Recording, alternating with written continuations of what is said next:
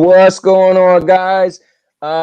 Most of you guys just finished watching me and RJ, but we're doing a double tonight. So, guys, we wanted to get together. If you didn't know, we just want to have a little talk. My daughter, Lena Love, she's actually going up in about 40 minutes or less, so we can't be on here forever. But I decided earlier that there's so much good news coming out for Stadia. There's a lot of people who would say and suggest that Stadia is dying. So I figure let's have this conversation. Let's talk about, does it look like Stadia is dying? Could Stadia still die?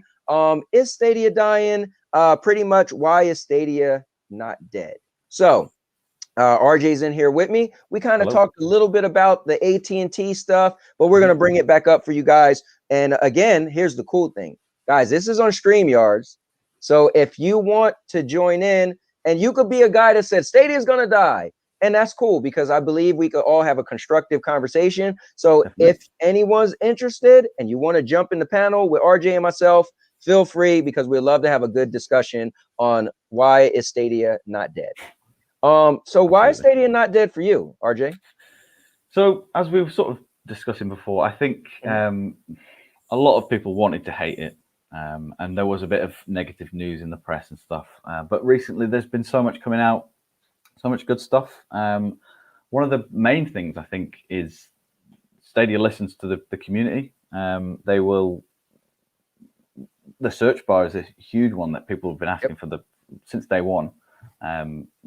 It was something that I think, I don't know who's listening, but someone is, because a couple months later we got a search bar. It's only a little thing, but for me, I think it goes a long way. Just for us to know that the guys are listening, they're implementing stuff. I think you've got to have a bit of negativity to then improve.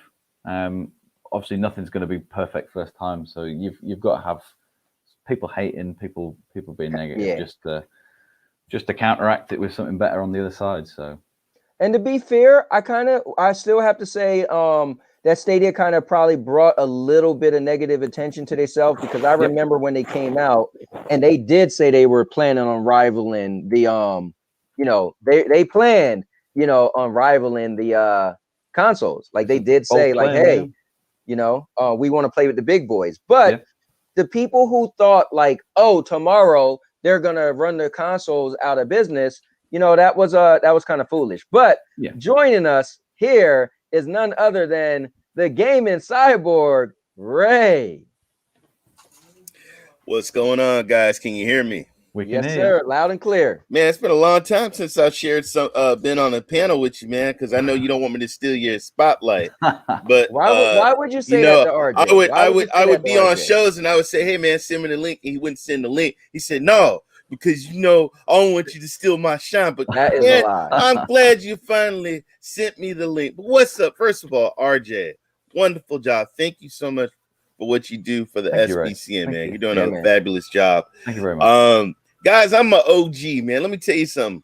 All these cats that was talking about Stadia was supposed to be dead. Let's get into it. I'm going way back to 2019. 2019. A lot of people were saying that Stadia wasn't going to last. People at my job, people in my family, hell, even my friends, they all laughed at me, man. Dude. I went on podcasts where people laughed at me. Okay, just laugh. That's why I left the PlayStation communities, left the Nintendo communities with the Stadia. Here I am now.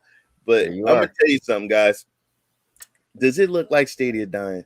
Not at all. Now, I will say this though.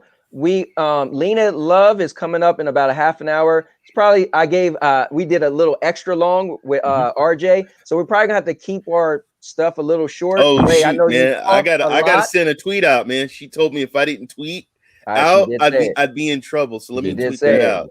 So, but let's bring in another person in here, Mr. Captain America, Chris Evans lookalike. No, don't do it. No. Oh my God. Hey, Roger, put your shirt on, man. What does it look like? God. Man, I'm so glad, on, bro. So glad there's at least two good-looking people here, because me and RJ, man, woo. Thank you. Why did you even? I was like, please don't bring him in here. Can you switch spots with me? I don't want to be next to him. What up? No. Well, You gonna listen, stay next to me. RJ and I are the good-looking guys up here, so that's why we're at the top, right? Exactly. No, man. Hey, listen. I only had a quick minute. I wanted to jump in because Yeah, I go ahead. wanted to say hi to you. I want to say hi to RJ because I always see him in the chat. I never get to see him like live like this. But Nice. I've got to go pick up kids. Obviously, this is definitely on the fly. But I just want to answer your question real quick because I think that this is a great conversation. And the reason Stadia is not dead is I'm gonna tell you a little story about a guy named Forrest Gump. Okay, you remember when Forrest Gump was a kid and he had them braces on his legs and he's running away from the big bullies, and all of a sudden something snapped and he broke those things off his legs and he just took off and he never stopped running. Right, Stadia right now is Forrest Gump with those braces on his legs, and any minute they're just going to snap and it's going to go, and we don't know what to expect. We don't know if he's going to run forever. We don't know if he's going to fall flat on his face. But it's not dead, man. I saw somebody's tweet today, Peter Cottontail, on Twitter, right? Yep. And he totally put somebody in their place. This guy was trolling him nonstop, and I put like the little GIF up there, the guy like going in the grave, covering himself with the dirt because he got him, right? And the guy never responded again. Of course not. It's like, why do you feel the need? You hide behind these pictures that aren't you. They're just generic pictures or whatever, and you just sit there and you keep spewing hate nonstop. I don't understand why people need to do it, man. Nobody over here is hurting anybody. Nobody, not at all. And it's just it's disheartening to see, because I've told both you and Ray on stream and off stream before, what you guys are doing here and what I signed up to be a part of and what RJ has now signed up to be a part of was something that was supposed to be positive. It was supposed to build a community and help strengthen a community. And Absolutely. Game Over is awesome. I enjoy doing it, but I enjoy jumping in all your guys' streams and playing games too. Unfortunately, RJ, our time zones are just, and it's going to happen one day. I know it is. Well, here's what's cool. RJ, his thing is going to be at 4 p.m. our time. So for me, and he's doing 2 hours. So for me, I'm going to be walking in the door at 5, and now I could jump on. So I will be on his show tomorrow. Well, same, definitely. And I'm hoping to see Ray on there because I like beating Ray in games. Well, I beat Ray in everything. So, but guys, to get back to it though, for anybody who's watching, so we're pretty much just having a conversation of why Stadia is not dead. Now, I brought up earlier, RJ and I was talking about, guys, make sure you see the episode SBCN Spotlight with RJ. It was an awesome episode. He told a lot of stuff about himself, and you guys got to check it out. But we were talking about how, listen, just today, now we're hearing that AT&T is doing a partnership with Stadia. So now you're going to be able to get AT&T products and get 6 months of Pro, right? Excuse me, think about it. Why would they do that, right? When they have 5G, they have internet, but why would they do that if it was a platform that couldn't perform well, right? So they know, like, this is a good merger with them, right? We have, guys, what they just announced on the 23rd of this month, the Sabrina or the Google TV now is going to support Stadia. We had LG come out and say they're going to have TVs with built-in Stadia, right? And some Sony. So what I'm seeing is what RJ and I was talking about was there was a lot of, SG&E closed. Anybody could say, like, I don't know, I'm a little shaken, right? Let's be fair. John Justice leaving. He was kind of like the face of the behind the scenes, right? Okay. Oh, I don't know, John Justice. But guys, we're seeing good stuff, so much good stuff. The question is, why is Stadia not dead? But I feel like this is answering it. So what do you guys got to say about this, man? It's okay. I got it. I'll go because then I got to leave you guys, and I'm sorry. Okay. So I'll jump in real quick. Game over is rigged. Sorry. It's I've said it before. I got it on Xbox when it first came out. There were a ton of issues with Xbox. Nobody wants to talk about that right now because it was 20 years ago. Yep. Right? 20 years ago. How many things have started and failed? You look back at different consoles. Dreamcast was a failure, if you really want to put it out there. Yeah, well. Okay. But a lot of people still really like Dreamcast. And I did. You look at all the cloud gaming services so far that have failed, and they just become a laughing stock now. My thing for why Stadia is not dead, and more importantly than not, is Xbox. Xbox is a key player here, guys. And if they were not afraid of Stadia, they would not be pumping as much as they are into Game Pass right now. They wouldn't be putting that out there for you to stream. They wouldn't be throwing all of these games out there. They don't care that it's in 720p. Their angle is we're going to give you as much as we can to try to deter you from the fact that Stadia is actually the superior service, right? So we've got all these connections and we've got all these things. We're going to throw it out there for you. PlayStation, to Ray, they'll be a big player too. Their PS Now is getting there, right? You guys talk about that on your show. Mm-hmm. But Xbox came out originally and said Stadia is something that we want to watch. Does everybody remember that? Yeah, I remember. Yeah, they said they literally said our competition is no longer Nintendo and Sony. Our competition is Amazon and Google. That's what they said. Yep. And with these 5Gs, with all that stuff getting bigger and stronger, more people are going to be able to grab this. They're not going to have to worry about where they are. I think Stadia is in a good spot. Will it stay Stadia forever? That's a different conversation. Correct. It might integrate into something else, right? But the tech is there and the money is behind it. And you know, I hate that people don't try it. They want to talk so much trash about it without even trying it. That's. I think the AT&T, real quick, the AT&T thing, I think is gonna. They talked about Brian from Nerf Report. He was an awesome guest on your show last week, and he had an awesome video. Guys, check it out. It's about 3 minutes long. I tweeted it out earlier. He talked about how many users that AT&T has. So just think, you get a service from AT&T, and it's like, oh, by the way, you could have this, and it's free, and you could just play it on your phone or your whatever. So I think that's you know. But go ahead, RJ. So I was going to say as well, the fact that it is free and people can just pick it up and try it. It baffles me that people are still saying that it's a crap system. It doesn't work when they haven't tried it. When, as Razak said, it's free. You can just in a Gmail account, a screen and any controller, and you can try it. It baffles me. Yeah. 4 absolutely free games right now. One of them is one of the biggest games that you can get right now, which is Destiny, right? Yep. Everybody loves first-person shooters. Yep. There's one. I'm not a Destiny guy, but if I wanted to try it, I've got something to put it up against right there. So, Absolutely. Hey, I hate to do this to you. I got to roll, but I just wanted to jump in and say hi. And I really wanted to sit next to RJ, but I got stuck next to Ray. And that's disappointing. Next time. Yes. Oh, there we go. Yes. No. Get out. Listen, man, they need Chris Evans back on the set, man. I heard you're his stunt double, so you might want to, I was sitting over here. I'm making game over for Thursday, and when you decided to do this, I was like, I've got to get in there, but I got to go pick up my son. So all right, man. Drive you guys safe. Enjoy. I'm gonna jump on the phone and watch the rest of you guys. And I appreciate it. All right, drive safe. Bye. I wanted this to be a sneak thing, but he might not have heard me. Chariot Man said he wished he could get in on the conversation. I inboxed you the link, man. So if you want to jump in, you got the link. So jump in. But go ahead, Ray. What do you got to say about this, man? First of all, man, who got there first? Stadia got there first as far as features in the cloud. Right. It's just gonna get better, man, especially on June 23rd.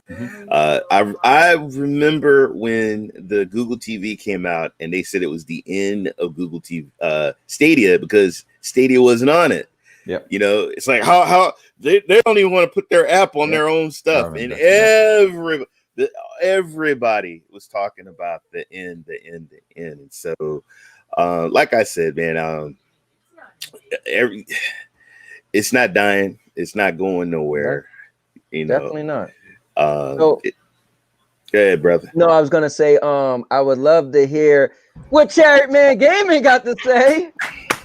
Yeah, that's the man right there. That's the man right there. Yeah, man. appreciate it. I was a regular YouTuber, man. It was. Damn, I can get this damn.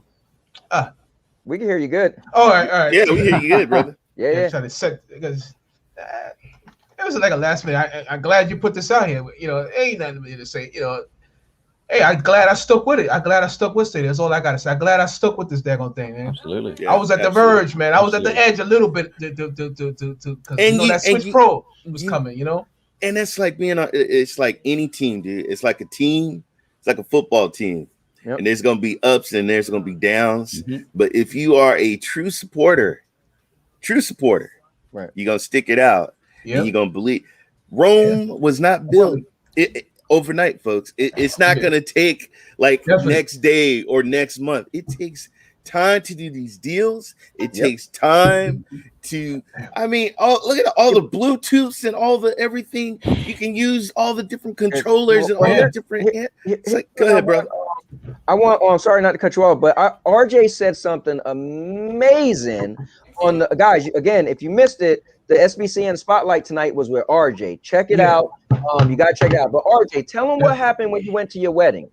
The whole tell them that story. Yeah, so obviously we've got lockdown, we've got restrictions. So my missus was she was at a wedding, I was not. We stayed in an Airbnb while we were there. Rather than having to lug around a huge console or a huge PC, I took my Chromebook laptop with me.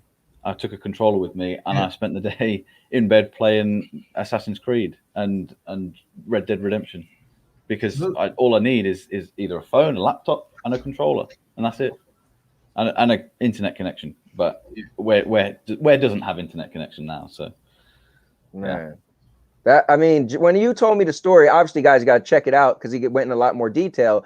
But the fact that he was like, listen, I'm going to still go with my girlfriend. She gets to go to the wedding. I can't, but I'm still going to be gaming and having fun. Real quick, I want to give a shout out to Cloud Gaming Dad, Tally, Vet Pixie, Vet, as you know, is in here. Maker Chaos is in here. Chariot Man Gaming is in here right with us.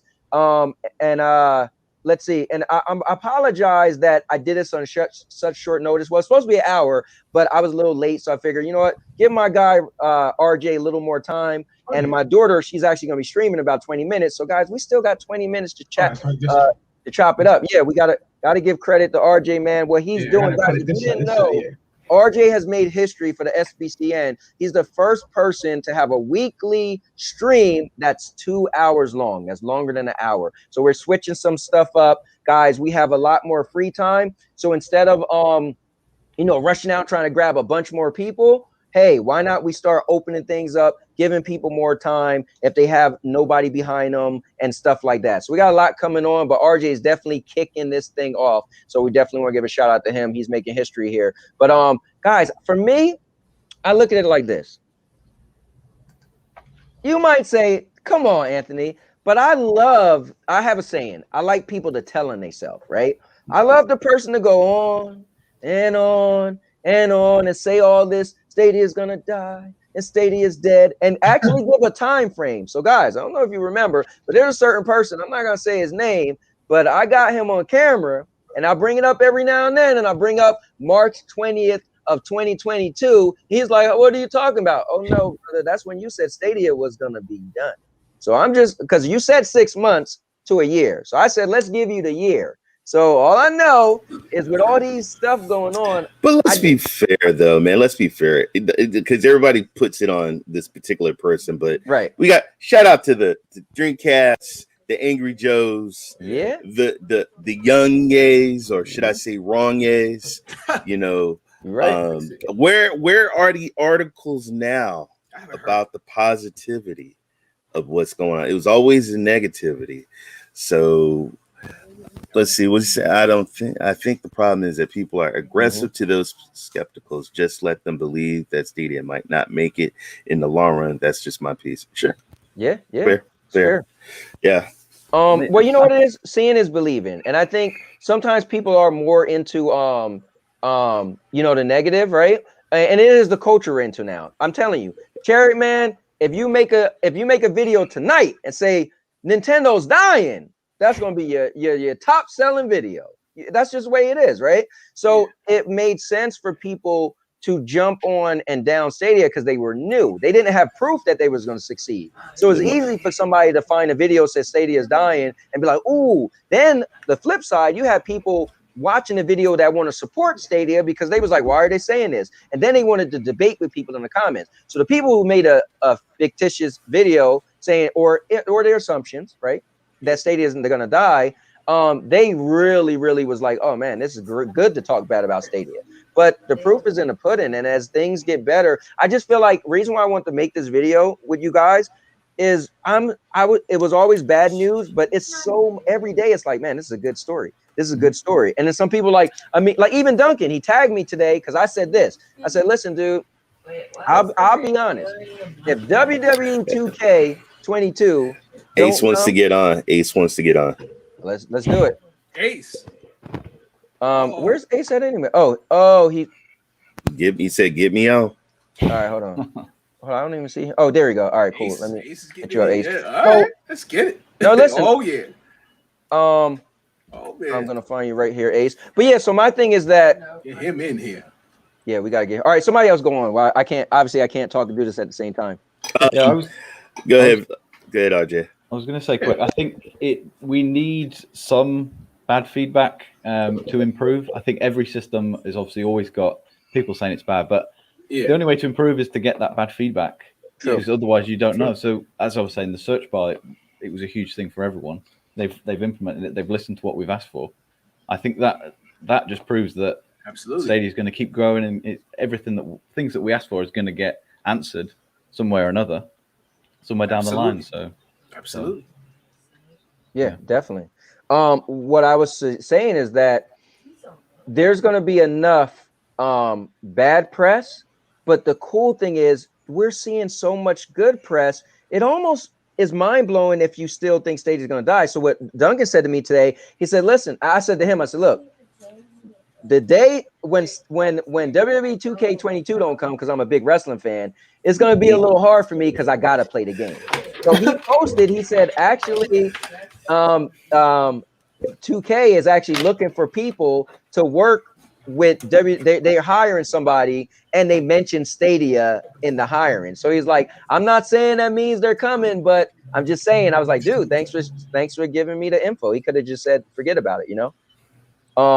So it's just so much positive.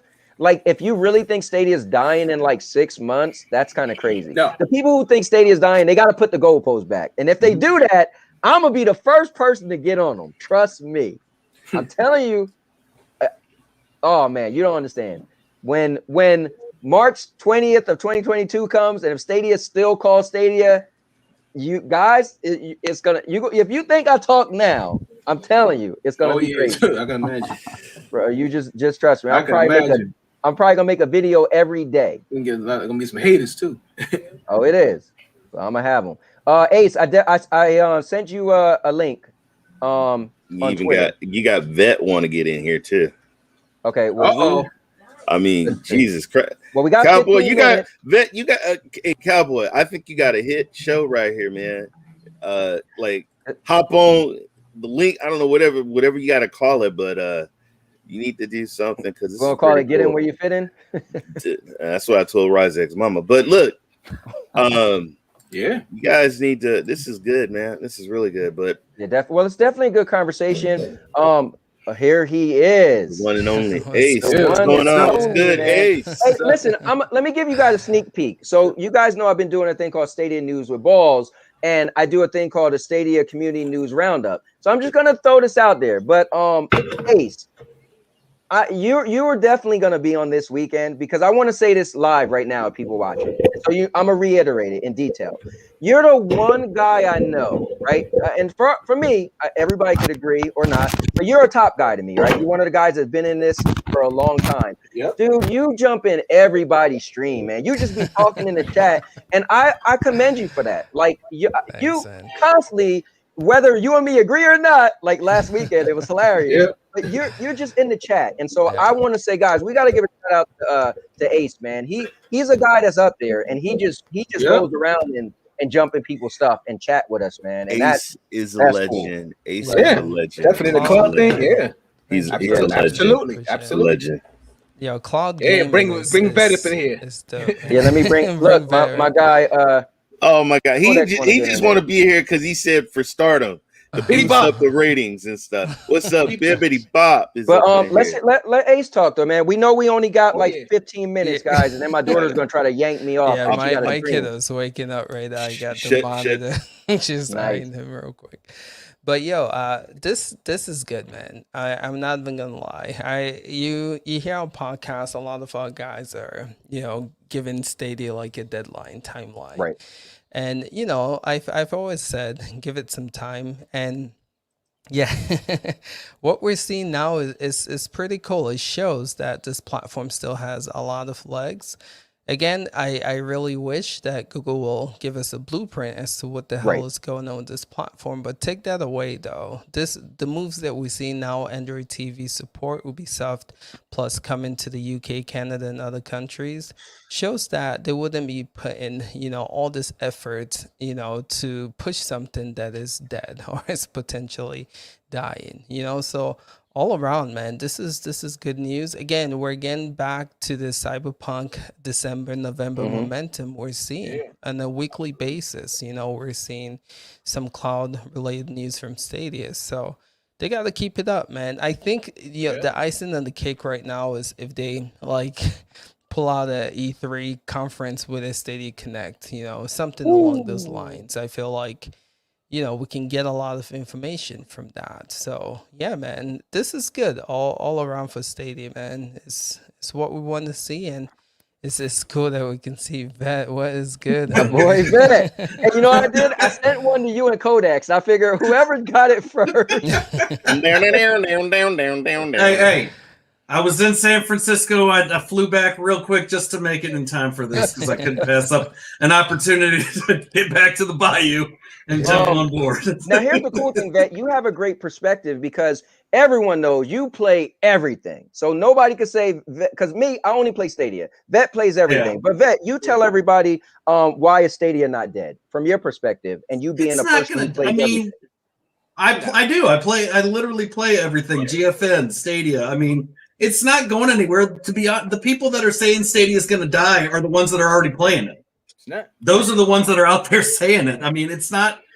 We keep seeing it, but I can guarantee that every single person that is saying Stadia is going to die are the ones that are playing the system, because you don't see companies like AT&T is not going to waste money on investing in somebody that's going to die. My $1,800 that I've spent on games is proof that the platform ain't gonna die. Yeah. Well, let me ask you guys this. Why would Google spend a crap load of money building an app for the Chromecast if it was dead? Let me ask you this real quick, because we got Ace on here, and I would love to answer this though. Yeah. So give me, for realistically, what do you think will be the chances, like Maker of Chaos is saying, so they might relocate their identity, right? So or change their name. So I feel like Stadia is getting stronger and stronger. So in the next 6 months, would it make sense to I mean, I think YouTube gaming would be cool because everybody knows what YouTube is, but would you theoretically think Stadia would do that at this point in the game? So that here's the thing, right? If their plans have changed for Stadia, because originally, and shout outs to MM2K and them for bringing back that article that the interview, and in that article states like the original plan for Google Stadia, and that Stadium is the name they came up with, and they wanted to bring gamers and viewers together, right? So if that plan has changed, right, that was the original plan, the intent for Stadia. Now if that plan has changed, yes, we probably might see a name change, because again, that is not what Stadia is all about again. But if they still want to live up that plan, they still have a long way to go to incorporate gaming and YouTube together.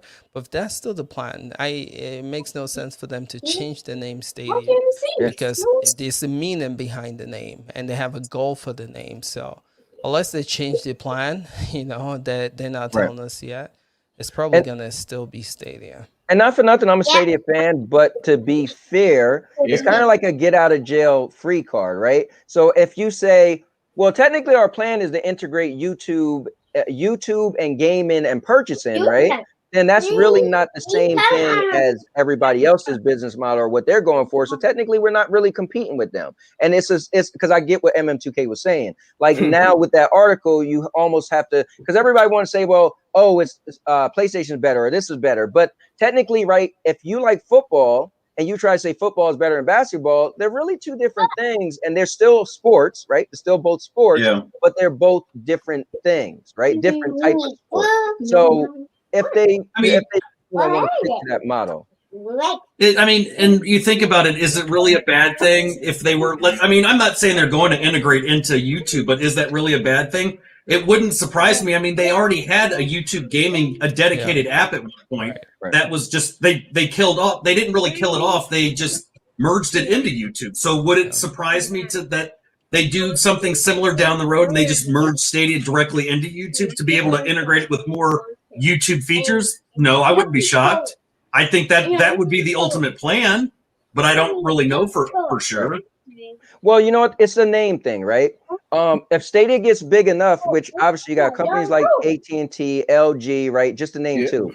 If Stadia's name is gonna get bigger, think about it. When they first came out with Nintendo, right? When I was an Atari fan, I was like, "What the hell is a Nintendo?" Right? What is a Sega? What is the whatever? So aging yourself there. If they cement if they cement the name Stadia, which that's what it looked like, then they can still have YouTube integration with Stadia. Right? At the end of the day, it still could be, oh, if you get this bundle of YouTube, it has Stadia bundle in. So it really doesn't have to change the name.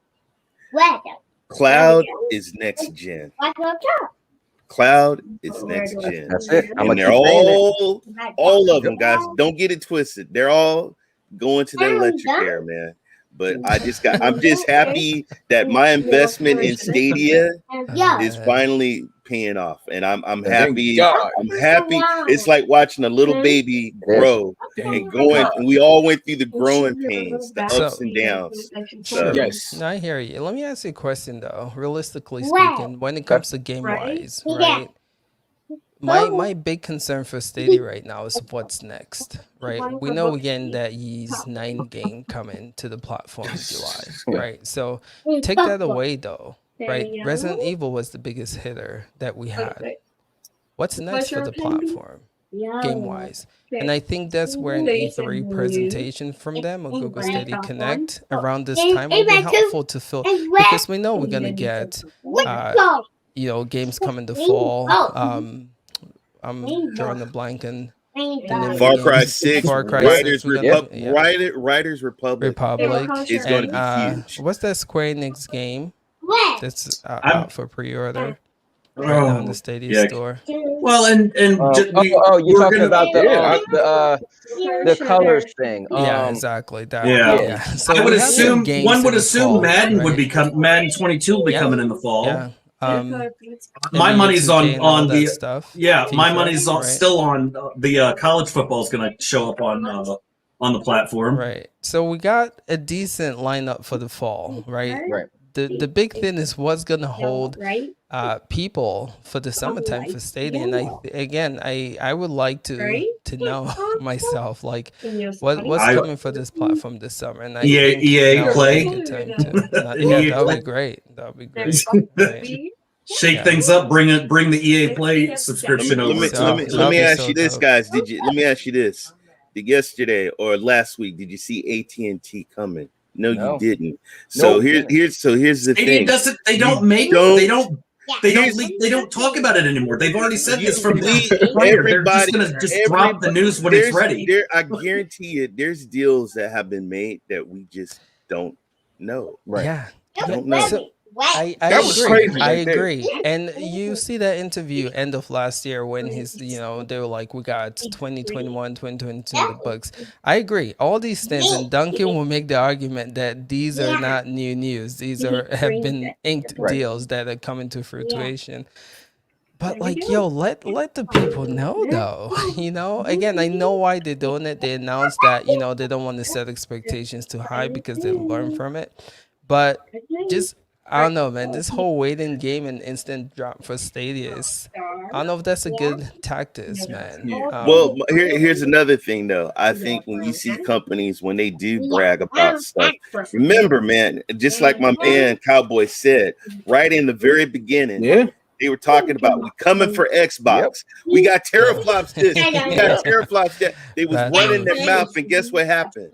That kicked them in their ass. Let me elaborate on them in their ass. You all remember Good Stuff, right? Yeah. I'm telling you, Good Stuff was the most hype event ever, and that was the event people was pissed off, right? Whether More to Phoenix Rising got leaked or not, right? So after that is when they said we won't say it anymore. Here's the thing. I think what they realize is they already look like the bad guy. If they say something, people are going to hold them to it, right? If they say something, people are going to find a narrative. So if this is what I believe. They figure, you know what? We're just going to stealth drop. We're just gonna stealth drop, and and that way we could do two things. We could shock people, and we could still give people stuff. Now I get it, Ace. I agree with you, right? If again, I'm come from the whole like, at the end of the day, just keep giving it to me. I'm cool. I don't need no roadmap. But this is not. I'm a dinosaur. The day and age is people want to know what's coming, but I feel like doing stuff like this. That's why I did this. You got AT&T, as Ray said, right? It's not a small little thing, right? You know, you got mergers. We're seeing more and more good stuff. Plus, I told my daughter, hey, I'm gonna go a little longer, so she's gonna stream a little bit later because this is too good. So we're gonna go longer, guys. We ain't getting pulled off in 2 minutes. But let me hear. Sorry, guys, I've got to drop off, but it's been amazing being on the show tonight. Oh, Thank you so much, guys. Coming through. Definitely, RJ. See you all soon. Hey, RJ, thanks a lot, guys. Remember, RJ tomorrow at 4 p.m. Eastern. He's the first person on the SBCN. He's gonna start doing a 2-hour stream. I'm gonna check you out. I got I was gonna say, I'm gonna say this, but because of the AT&T deal, remember Google itself. This isn't a Stadia thing, but this was Google partnered with T-Mobile as well. Real quick. Oh, look who it is. No, I was just saying. Vet. How can you say it like that? Oh, look who it is. Look, because I'm just getting back from hunting. You know how it is when I'm in the bayou. Real quick, guys. That's how we do. We don't do it in this country. Guys, hold up real quick. I know. Guys, real quick. Stealth dropped you in. Guys, real quick. Let me do a little housekeeping thing. First, I just want to shout out the new people that came in, but myself, Ray, and Vet, we could all agree we talk a lot. So let's keep our response a little bit short. That way each person could say stuff. Like Chariot Man, when he gets going, he's going, but he's more smooth, relax, and wait for his chance. You know, so let's just not make our stuff be too long. Let me real quick, I'm gonna get right back to you, Vet, but let me just shout out because Bippity Bop, I don't know where he's been at. I haven't seen him in months, but Bippity Bop's in here, Kessel Runner's in here, Pro's in here. And I so want to shout them out real quick. And Choose is in here. What's up, Choose? But go ahead, Vet. Sorry about that. No, I was just saying. Besides we know AT&T. That's a huge thing with them doing the whole Stadia thing. But remember, T-Mobile partnered up with Google.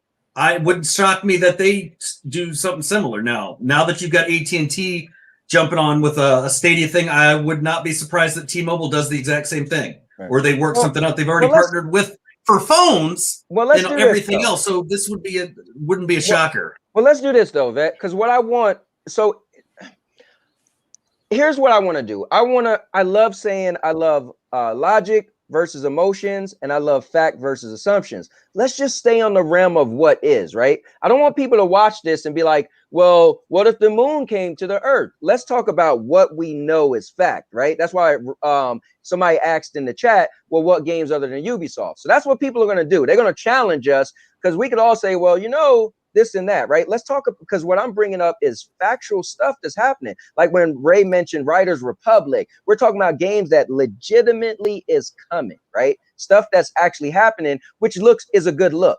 So there's been a lot of stuff recently that's a good look. So that's why I want us to let's really dial in why Stadia isn't dead or isn't gonna die because of all this stuff. But Codex, what's up, man? Tell us you're in the building. Well, I'm in the building. Can you hear me? Can everyone hear me? Yep. Yes, we can hear you. We can hear you. Exactly what you've just said there, Anthony. Let's talk about why Stadia isn't dead. Let's talk about the games that people want to play and are playing, right? Right. I know, Vet, you've talked about Grand Theft Auto 5 tonight at some point. You mentioned it. But they got Resident Evil 8. They got the latest Resident Evil. Right. That's no small thing. Yes, they've got all the old games. They've got all the old Assassin's Creeds, but they got Valhalla, and they've got now this deal with Ubisoft, which is massive. That's huge. But Ubisoft, if that deal falls through, it's not going to be something that Ubisoft has to ingest because they've got other platforms. It's not platform exclusive, but it's huge. Stadia wouldn't have taken that deal, and Ubisoft wouldn't have sat at a table and gone, right, where do we see this going?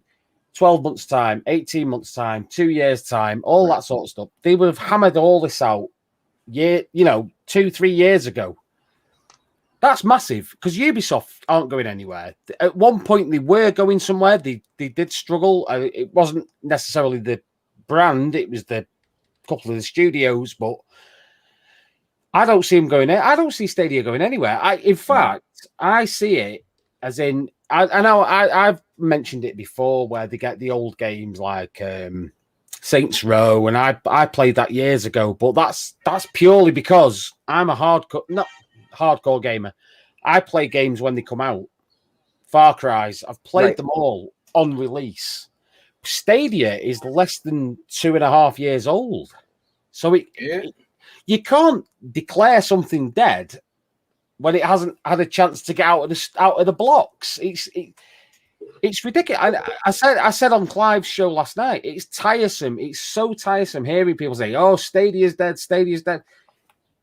Xbox, when Xbox was launched, everyone declared that dead.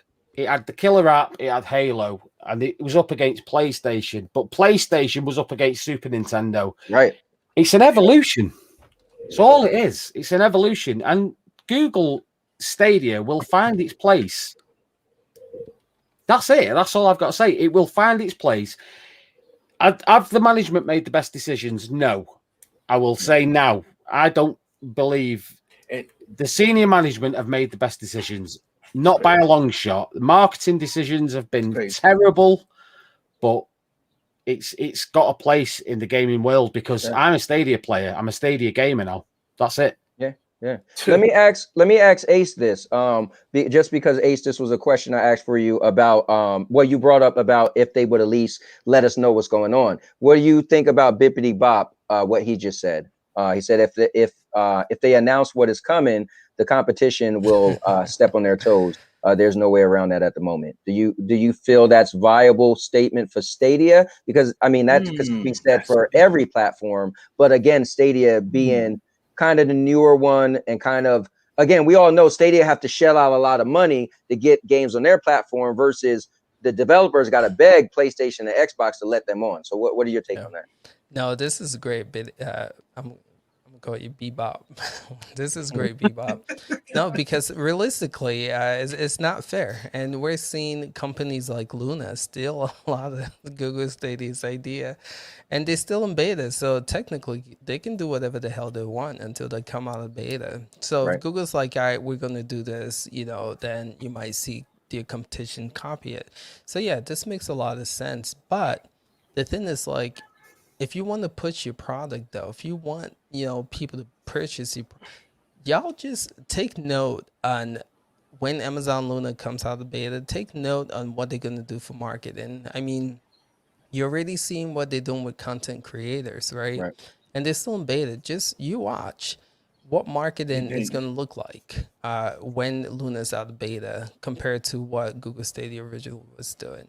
I get it. You don't want your competition stealing your stuff, but if you got a greater product than your competition, start marketing it. And they do, hands down, they do right now. Stadia, performance-wise, is on top. They have more games than Luna, so market the crap out of it. Yeah, I agree with that.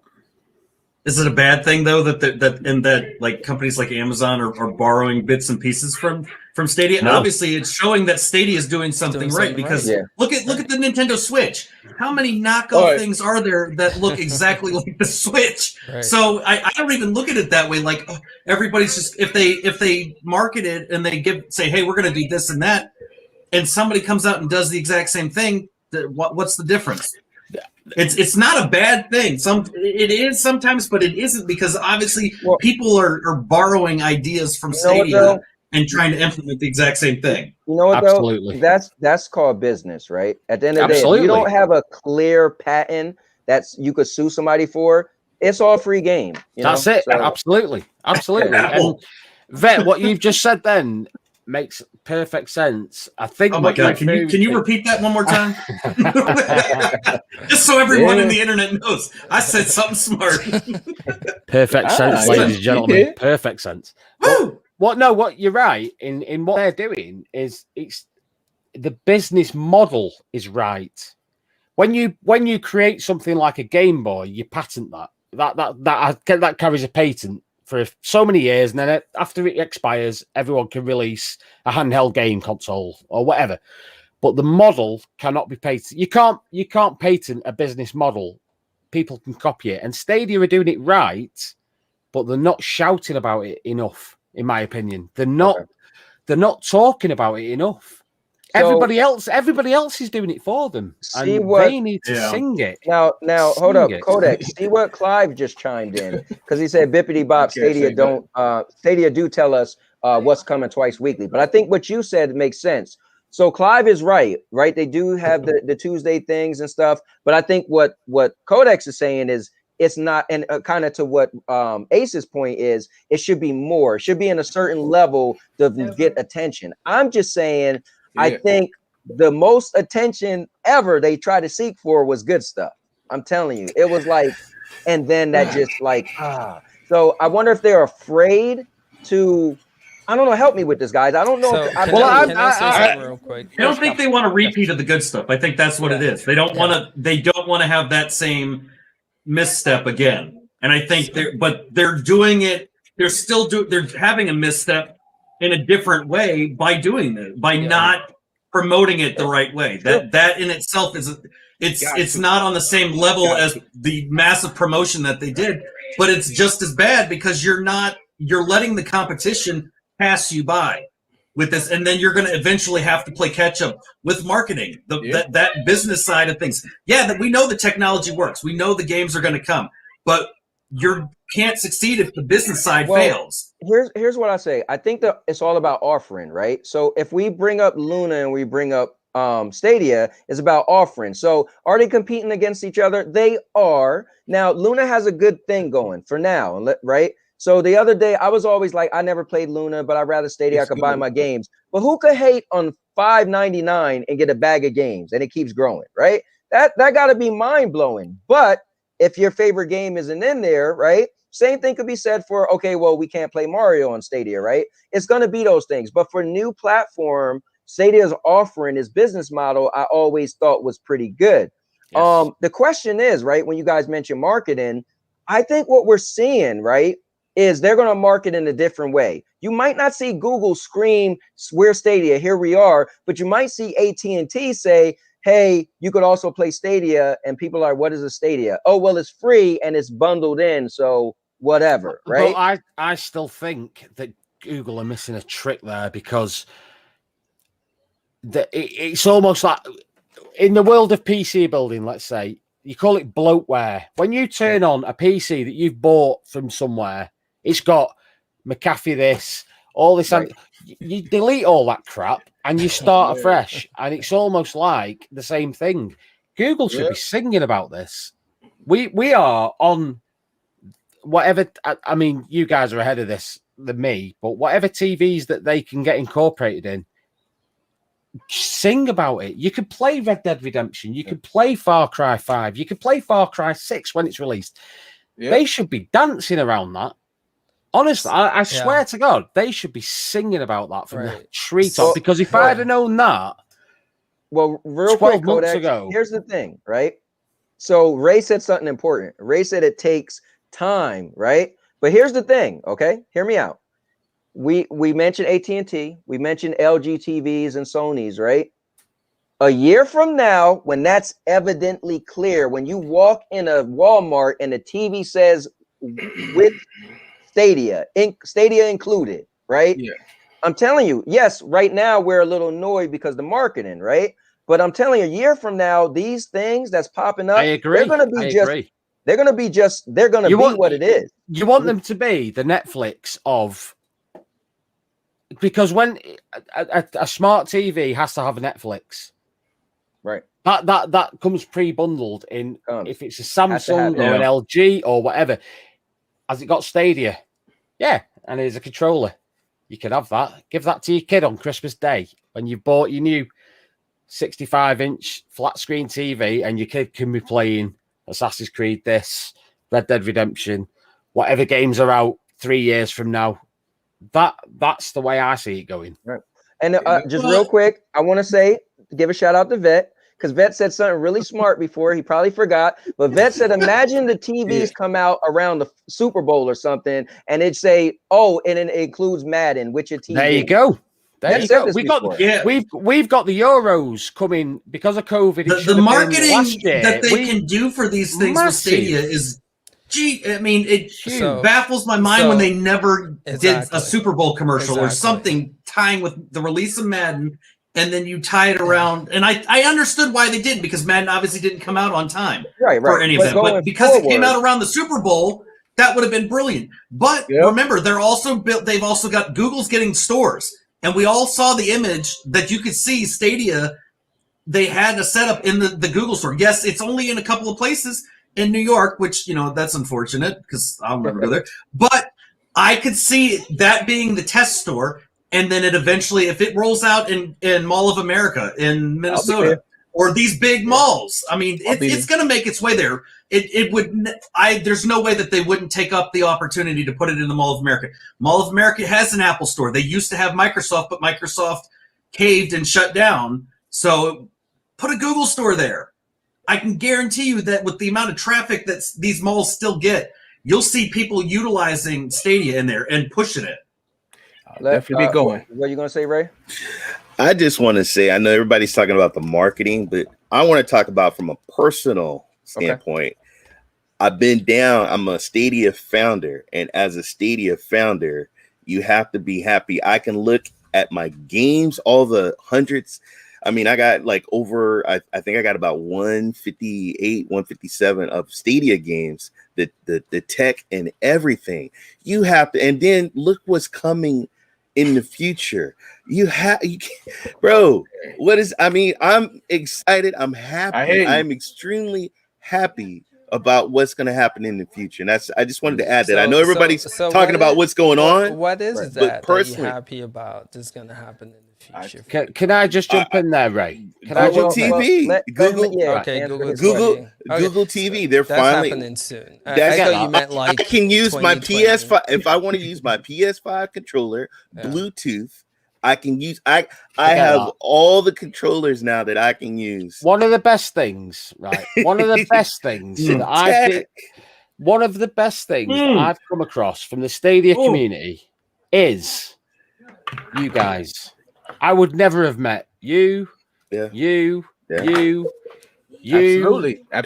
any of you, right? And I have been a gamer since I was 4 years old. I am 41 years old. I'm 42 this year. Wow. I've got 2 children. I'm married on my second marriage. I'm still a gamer. The one consistent thing is I am a gamer. I would never have met any of you guys at all, and I love you all. You're like some of the closest friends I've met in the last God knows how many years. We've all been through a pandemic and all this. Stadia has done that. Not PlayStation, not Xbox. And I've got a PlayStation and I've got Xbox. I've got a PC. I've done all the gaming you can do in the world. And it's brought me closer to people in the world. I'm telling you now, the community is one of the best things on the planet. Yeah. Whether it's, I don't care what anyone says about it. If people, I might not play Stadia every day, but I'll play it with Lee. We all know Stadia, cloud gaming dad on a Friday. We all do that. I love that because we're all there, and I'll protect it with my life. Stadia is it's the way forward. It really is. I'm gonna say it. I mean, like what you were saying. Hey, like. It's very toxic with that Sony and PlayStation. It's very toxic with they going back and forth. Now all the time. Yeah. Now with Stadia, because I want to say this with Stadia, that I was making a video the other reason why I was so energized. But TNT coming out right after they come out with that news is the perfect timing. Then TNT comes out. I mean, because you know they know E3 is coming. They know Nintendo's gonna come with they're coming with something. Because anybody know what Emily Rogers is. Then she's never wrong. So I think what you're saying is what Clive's saying right now. If you see what Clive just said, he's literally pretty much saying what you're saying. He said you may as well see increase in marketing now rolling out to Android TV. Plus, combined with 150 plus games, you have accessibility and content. Now is the time to sell that. And you know what? That's brilliant marketing. That is, I mean, you have to be the dumbest person in the business world if you don't see that is genius marketing right there. So you know what it is? I did it about so Phil Harrison, man, going back to old Phil, man. So here's the thing, I think, again, I'm not Google, but I think what they thought is they'll bring this guy in. He has experience. Let's let him lead the Google Stadia team. What Phil Harrison, the experience he has is old, right? He was there for PS3 launch and Xbox One. I mean, his thinking method is old. And so what Google Stadia is a new technology. Someone on here was saying this next gen, right? Yeah. So I think the issue that they're running into is they just can't figure out, right? You see them trying to do stuff like the consoles are doing. Like, they try to hold a Kinect copying Nintendo, then they try to do the good stuff show and stuff like that. And now they're trying to like update us on a weekly basis.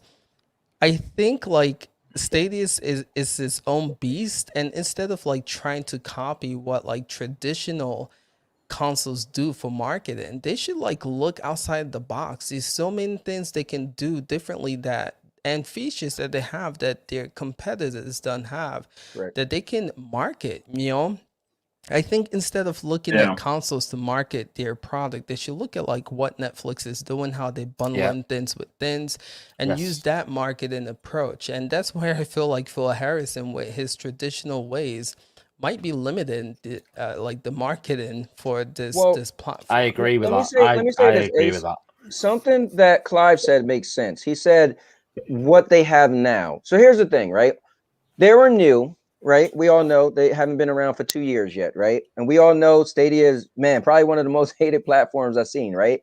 So I think what Clive was saying is maybe we'll start seeing it now. Here's the thing. So I was doing a show and it was Andy and Duncan on there, right? And I was like, guys, do you know what the word nitpicking is? Because you guys are nitpicking. However, if you allow somebody to nitpick, I always told my kids this, right? You can't get mad if you go to a comedy club and you're sitting in the front row and you got a cowboy hat on and the guy's making jokes at you, right? You allow them to. So you're Google, but you got no search bar, right? You're Google, but you got your new dongle that comes out that hooks up to the TV and you can't put Stadia on it, right? But now you're seeing a lot of things that Stadia is now gonna. Oh, the 23rd Stadia will be on there. I think. Maybe the marketing was like, okay, if we good stuff, perfect example. Good stuff was marketed. I remember, oh my God, we was excited.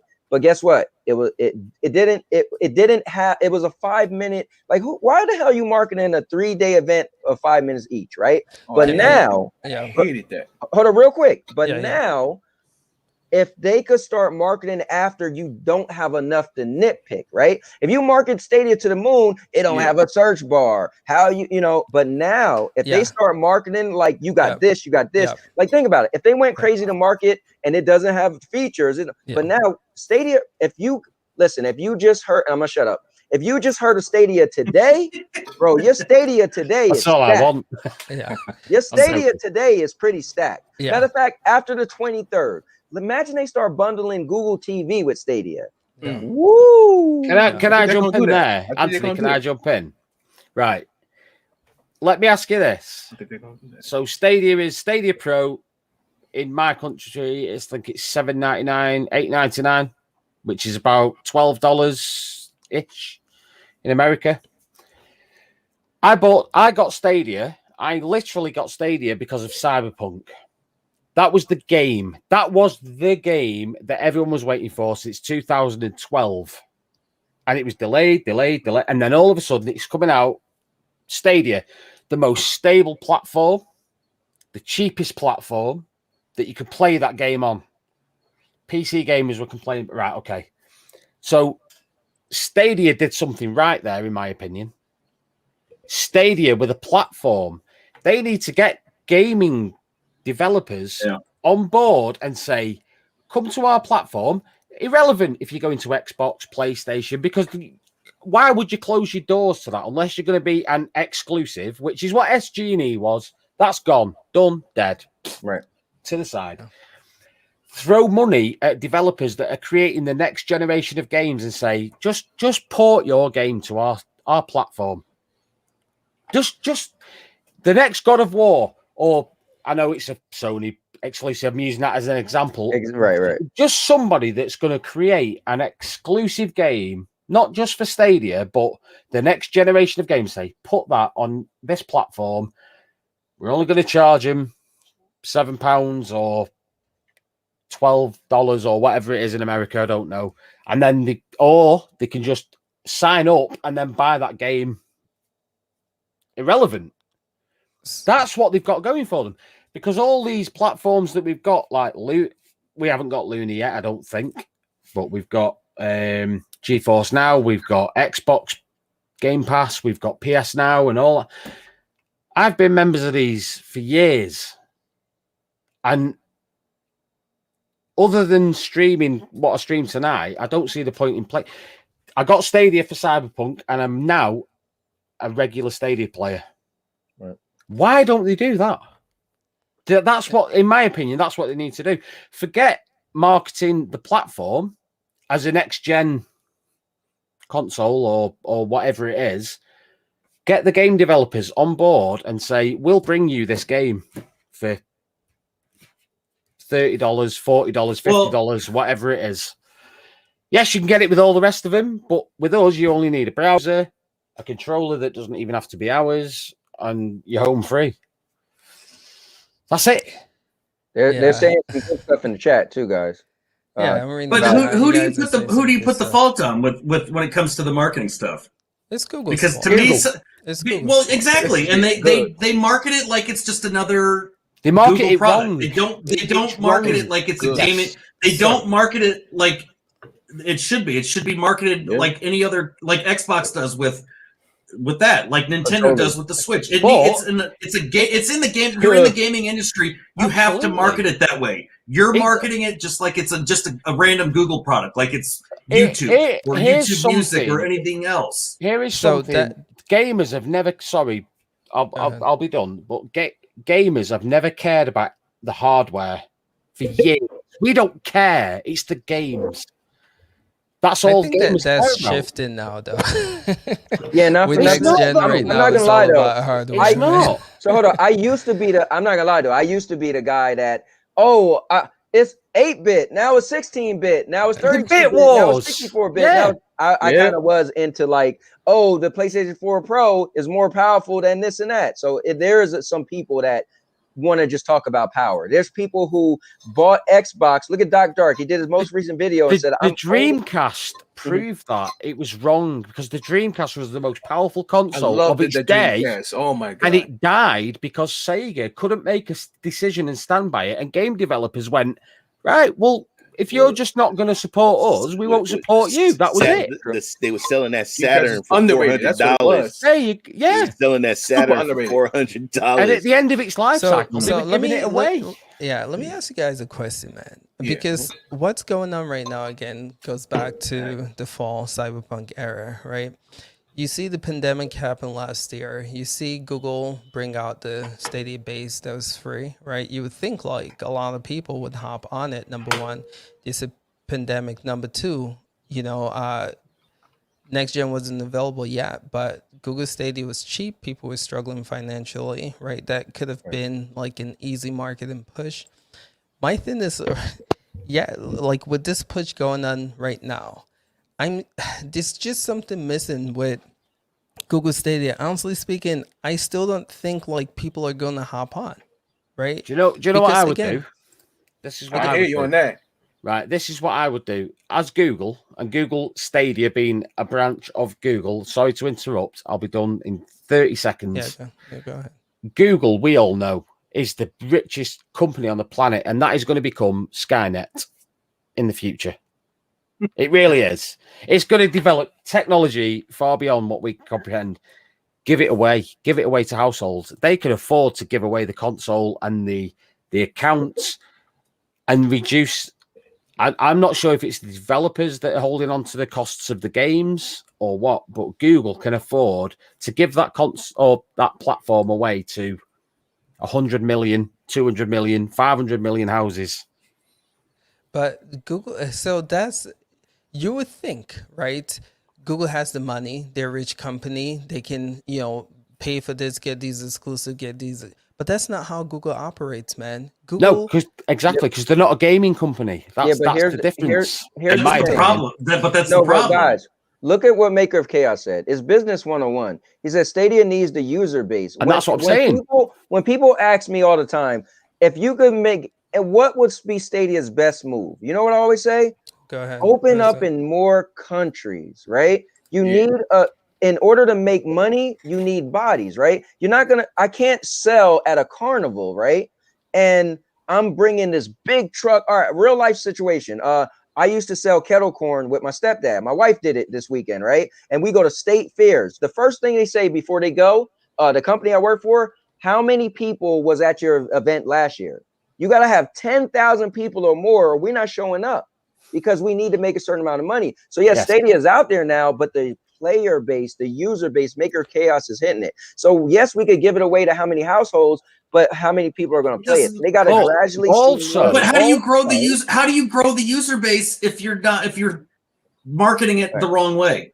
You're marketing it as a product, not they don't think they have to think as a gamer. They're not a gaming company. That's the key problem. They need to hire somebody to market it for gamers, and they don't have that. So someone in the chat mentioned that they should bundle this with YouTube Premiere and YouTube Music, guys. So realistically, again, like I was saying, right, Phil Harrison's here trying to market this like a traditional console. If you look at what like Netflix is doing for marketing now. And again, Brian Chappelle, the Nerf Report, did a video on Amazon Luna. And again, he was saying that it's something that they need to do is put Luna with Prime membership, again, 150 million people. Right now, YouTube Premium and Music is sitting at 20 million subscribers. Yes, it's not anywhere close to what Amazon has with Prime, but imagine instant 20 million people having access to. Now, this might come, right? This might come, which brings me to the original issue that I have with Stadia. Stadia should be still in beta. And I think all of the issues they've run into with marketing, they're still trying to figure this out, man. They're still trying to figure this out. That's why they run into a lot of mistakes, right? You were saying Cyberpunk was the game that attracted you to the platform. Realistically speaking, Cyberpunk was like when Google Stadia, in a way, kind of figured out what the platform was. So they're still trying to figure this out. They should still be in beta, but stuff like this, with including it with YouTube Premium and YouTube Music, should be what they are aiming at. Subscriptions are the way of the future. We've seen that with Microsoft. Everybody does that now. But it depends if they want to separate it from the YouTube platform, because YouTube's a platform unto itself. Correct. YouTube, content creators. But you're right, because gamers, and especially with the pandemic, we've seen the absolute ridiculous amount of content creators, which is absolutely amazing, by the way. People that have been sat at home thinking, what can I do? I'll create a YouTube channel, play games, brilliant. They should have seen that, put two and two together and gone, and they have. You can stream direct with Stadia, which is amazing. You can have your voice over it. The only thing you can't do is have a camera feed. You've got to have OBS, or you've got to have all these fancy little gadgets. Some people haven't got the laptops or the PC processing power. If they integrate that, I think things are going to change massively. He says frustrating. We might. Well, no. He's frustrating because we're saying things like, well, one of you guys said they should give it away. What Clive is saying that it is free, right? So some of the yes, no, I get that. Sorry, yes, I should have clarified, Clive. And I get that. You get to places like China, and there's governmental restrictions, and India, and all that sort of stuff. They've got to jump through hoops. Well, let me say something real quick. I'm not sure if Ace is coming back on, but Clive, I'll send you the link, and if you want to jump in, Clive, jump in. Come on, brother. Yeah, you're welcome to jump in. You always have really good input, and we would love to have you on here. Anthony, highlight Dr. Sense's comment. Okay, sorry. The one with the app, the Android stuff. What do you think? What are your thoughts on that? I mean, and I've said the same thing. I've said that as well, that I don't want to see them open. A lot of people have said, well, this will just open the door, flood it with all these stupid apps. I said, yeah, but Google could easily tap into popular games. There were racing games, Asphalt 9. You could have ported that over. Hell, it's on Xbox. It's on Windows PCs already. Why not bring that? I mean, you don't have, before you had Call of Duty, there are still, hell, bring Call of Duty Mobile over. I mean, that's still, there were plenty of games that they could have ported over to, yes, I mean, they're not the best, but there are massive games on Android that are just as popular as Grand Theft Auto 5, Call of Duty, that they could have done. And I don't think anybody would have said anything. That would be deep. Imagine if there was another section that just says Android or something, right? And when you click on it, it was just pretty much whatever games you already had on your Android phone that you already had downloaded, but now you can play. Facebook already tried. Facebook tested that out with some of their built-in games, but they're run off the cloud. I mean, like you said, Clash of Clans. That's a huge thing. Could you imagine just being able to just load that up on Stadia on the TV, or Asphalt, or Gameloft is a prime example of what they could have had available to port those games over. Gameloft is a huge mobile gaming beast, and they have a massive catalog of games. There, you could pick and choose games all day to port over that would have tided people, and I don't think anybody would have complained. And look what Clive said. He said, breaking news, 100 million plus people have access to Stadia. It's called a Chrome browser, Android phone, iPhone, smart TV. I do hear what you're saying. Thanks. Can I jump in? Clive, I know, I love Clive to bits. He knows that. Clive, I'd pass my, to Lord Kensal and all that. But they have access to it. Right. Doesn't mean they know how to access it. Right. Google should be every advert between daytime TV should be Google Stadia. Google. I remember seeing them, and I never paid any attention until Lee put me onto Google Stadia. So they're not shouting enough about it. But I can remember the PlayStation adverts. I can remember the Xbox adverts. 100%. Yeah, but you know what though? To be fair, that's because they've been in your life for so long. Because no, I don't think it is because. I disagree, Anthony, because for a small pocket of time, I remember the Stadia advert for about 3 months, and then it died off. Nothing happened. I remember seeing it. Well, that's because they had that dumb trailer. They pushed that. Let's talk about marketing. They did market that really hard, and people was just like, "What the hell is this?" Not once did I know that I could play that without having to buy hardware. Software until Lee told me last December. You know what though? Let's be fair. That same video that you heard say Stadia, it said no downloads, it said all of that, but I just feel like it didn't grab people. It did say all that. It said all of that. It probably did. Yeah. And I'm not. Listen. I love the platform now. I am absolutely invested. Yeah. Love it. It's there. It's next to me. I think what some of the guys are saying, and you and me could respect this, Codex, because we love movies. You ever see a bad trailer and then find out the movie was amazing, and somebody say, "Why you didn't watch it?" Like, bro, I've seen both sides. I've seen both sides of that. Exactly. Yeah, and then you see a good the Toll Codex, the Toll. I gameflied that game and rented it because the trailer looked good.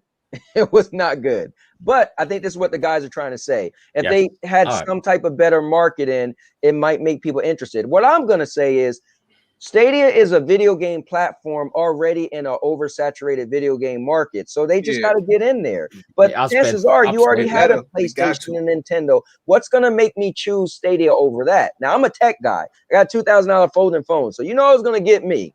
What? No downloads? That spoke to me. But the regular person who loves their Nintendo, what's going to make them say, "Let me play Stadia"? I think that's the argument to be had. They've got to get the games. They've got to get the games. But let's say they get Grand Theft Auto 5 and Call of Duty Warzone. Right. What is gonna?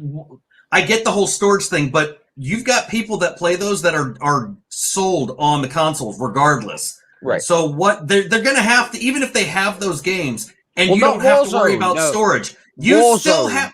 Warzone is if they got, let's say that, right, okay, Grand Theft Auto 5 given, that's a 10-year-old game. Rockstar have milked that for all it's worth, and they are still milking it. They're still releasing DLC for it. They're still releasing stuff. Now, Warzone is a battle royale game, so that's probably where they could get new users, new subscribers. Well, but they got PUBG, and I'm going to be open. I don't look at the numbers, so I don't know how many users of PUBG. But PUBG is a massive battle royale game, similar to Fortnite or Warzone. They're the kind of games that they will get new users that can say, "You don't need a PS5 to play this with your friends. You don't need a PC that can." And then ray trace and all this sort of stuff. Let me just say one thing. So I don't want anybody to come in here and take like we're down in Stadia. I think this is great. No, I'm saying that. Yeah, I'm not. We're saying that we all like the platform so well. It's so great that just imagine when the marketing, because we're talking about marketing right now. Imagine when the people watch, because when you were out, Ace. What Codex, this is important, was saying that he remember hearing the Stadia, but nothing clicked for him. I said, well, in that same video, they did say no downloads, no nothing. It's just the marketing. I think people thought it was silly. It reminds you of, I don't know, an old school Blockbuster commercial. But I think just let everybody know we love it. We think it's great. It's not as bad. I do too. I just think that they need to do. Yeah, it's going to be super awesome if they get Call of Duty, if they get GTA, if they get these. They got it, but they have to capitalize on the marketing, and the best way to do it is utilize the fact that the storage. No doubt, we all know Call of Duty is every time they come out with a new update or a new DLC. What's the first thing you see on social media? The download size. How much does it storage? How many games do you have to wipe out just to be able to play that? That's going to be the thing that would make a great. Marketing wise, you think of that. Use the storage, the fact that you don't have to download updates. Ever. You don't have to wait for a game to come out and then, oh crap, I got to download a day one update because the game won't work. You don't have to worry about that anymore. I know what you're saying, a vet. I know what you're getting at. Now I'm seeing what you're getting. So what you're saying is you want Stadia to go after the competition in this marketing thing. Like, okay, unlike Xbox or unlike Sony, you don't have to download. Look, you have to download a lot playing Call of Duty. But unlike them, you don't have to download this on Stadia. On Stadia, you can play this with no downloads. That's what you're trying to become more aggressive. Exactly. I think real quick, y'all. I got the kiddos out, so I gotta head out. I left and I didn't tell y'all, but thank you for having me. Good to meet you, Ace. Peace. All right, later. Well, listen, guys, I don't think it's a bad thing to replace one guy with another great guy, Clyde. Oh, here he is. He's gonna go off just so you guys. Wait. Love it, man. He's getting ready to go off. So let me let him do his marketing. Behave yourself, Clive. Come on. Hey, that's marketing 101 right there. Clive. It's us against the Americans, brother. Hey. Oh, is it? Wait a minute. How are you going to take that? Separated by the same language, yeah?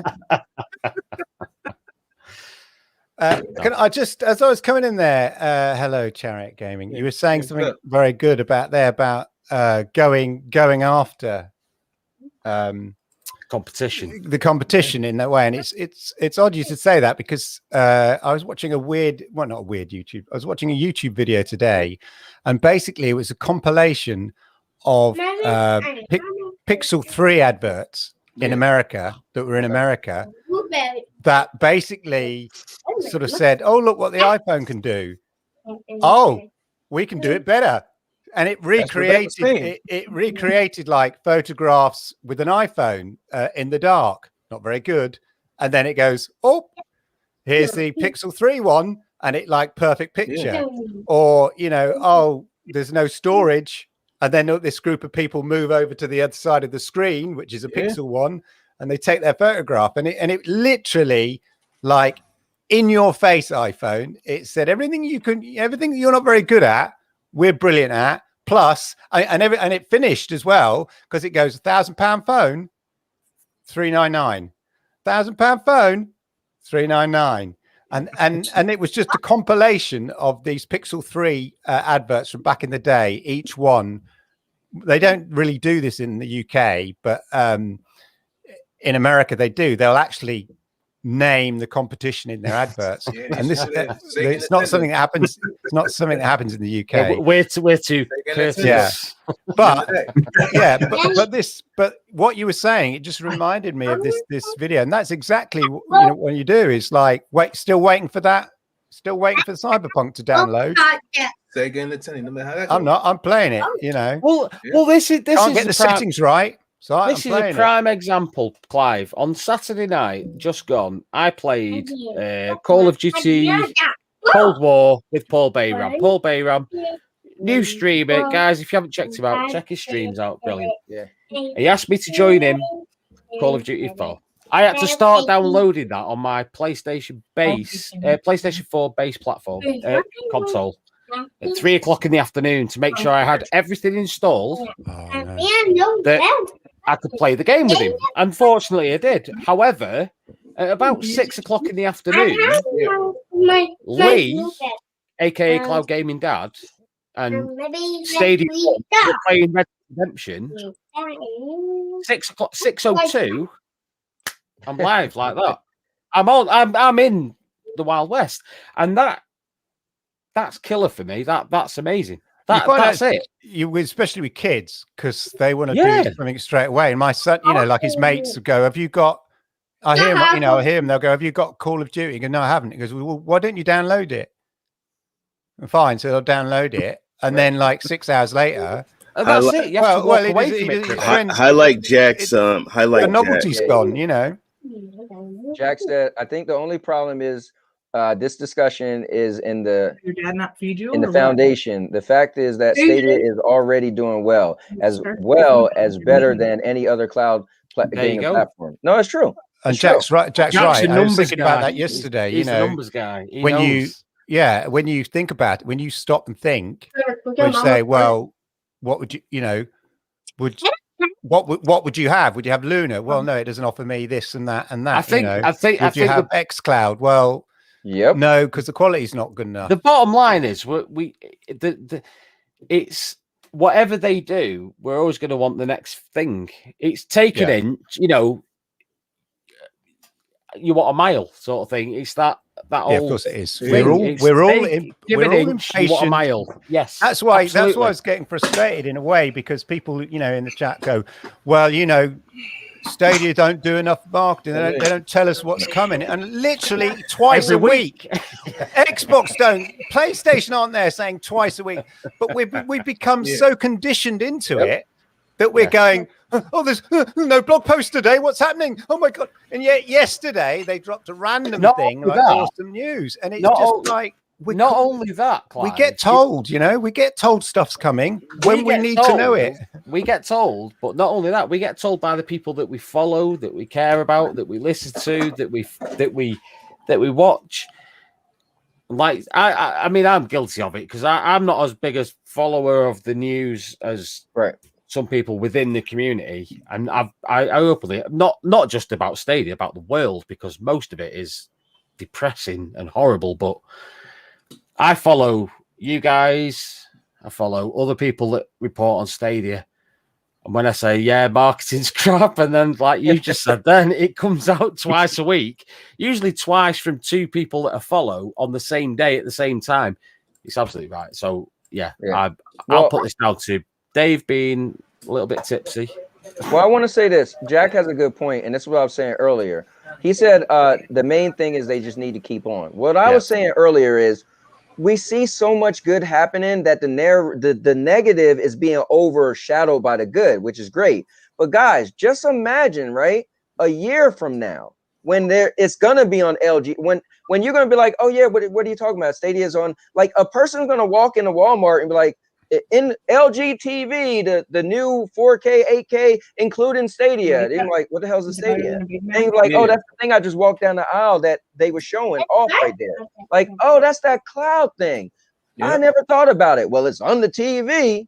It suddenly becomes an extra selling point for that TV, because it's And the reason it's an extra selling point, because there's been game services on smart TVs before. I remember there was one on my Samsung. I never tried it because I just thought, how would it work? It would be rubbish. So I never tried it. But I think it was called Gamefly or something like that. But anyway, the point is, this tech is good and we know it works. So it's not as though, so you've got a real added selling bonus for your LG TV, and it actually works really well. And that's the key thing. And secondly, as sort of I mentioned in the chat before, the combination now is right. You've got over 150 games, or however many. I saw quote 180 games. I've lost count. I think it was, yeah, something like that, right? So now, if you are, that's what I was saying, if you are going to start marketing, now is the time, because you have that combination of accessibility and the combination of loads of games. So, people going, oh, well, I heard. So the two main complaints about Stadia is, oh, it doesn't work. I've heard it's rubbish, right? So you play it. Oh, it's not as bad as I thought it was. It's brilliant. Okay. That's common stuff we hear. The second complaint is, yeah, but I've heard there's no games. Well, I was searching for Kronos today, and it goes, games you also might like.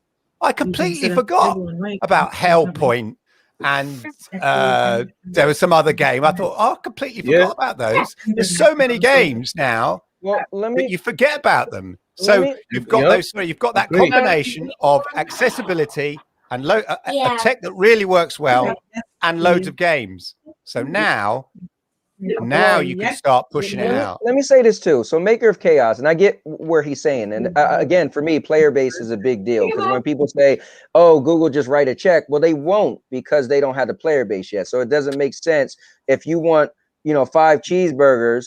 Yeah, and you could afford it all, but you only got 2 people. Well, why are you going to buy 5 cheeseburgers? Doesn't make sense. Now, but let me say this real quick. He said, I would if we had accurate numbers. We need definitive numbers for Stadia's user base to grow. Here's the thing. You wouldn't think that LG is going to be partnering with Stadia. AT&T is going to be partnering with Stadia. The stuff that's happening, they're putting it on. Listen, Ray need to be a darn commercial. Now I'm going to buy a Sabrina or a Google TV. Ray was like, I was like, well, I don't get it. What could you do? He's like, what? You can remote control this and that.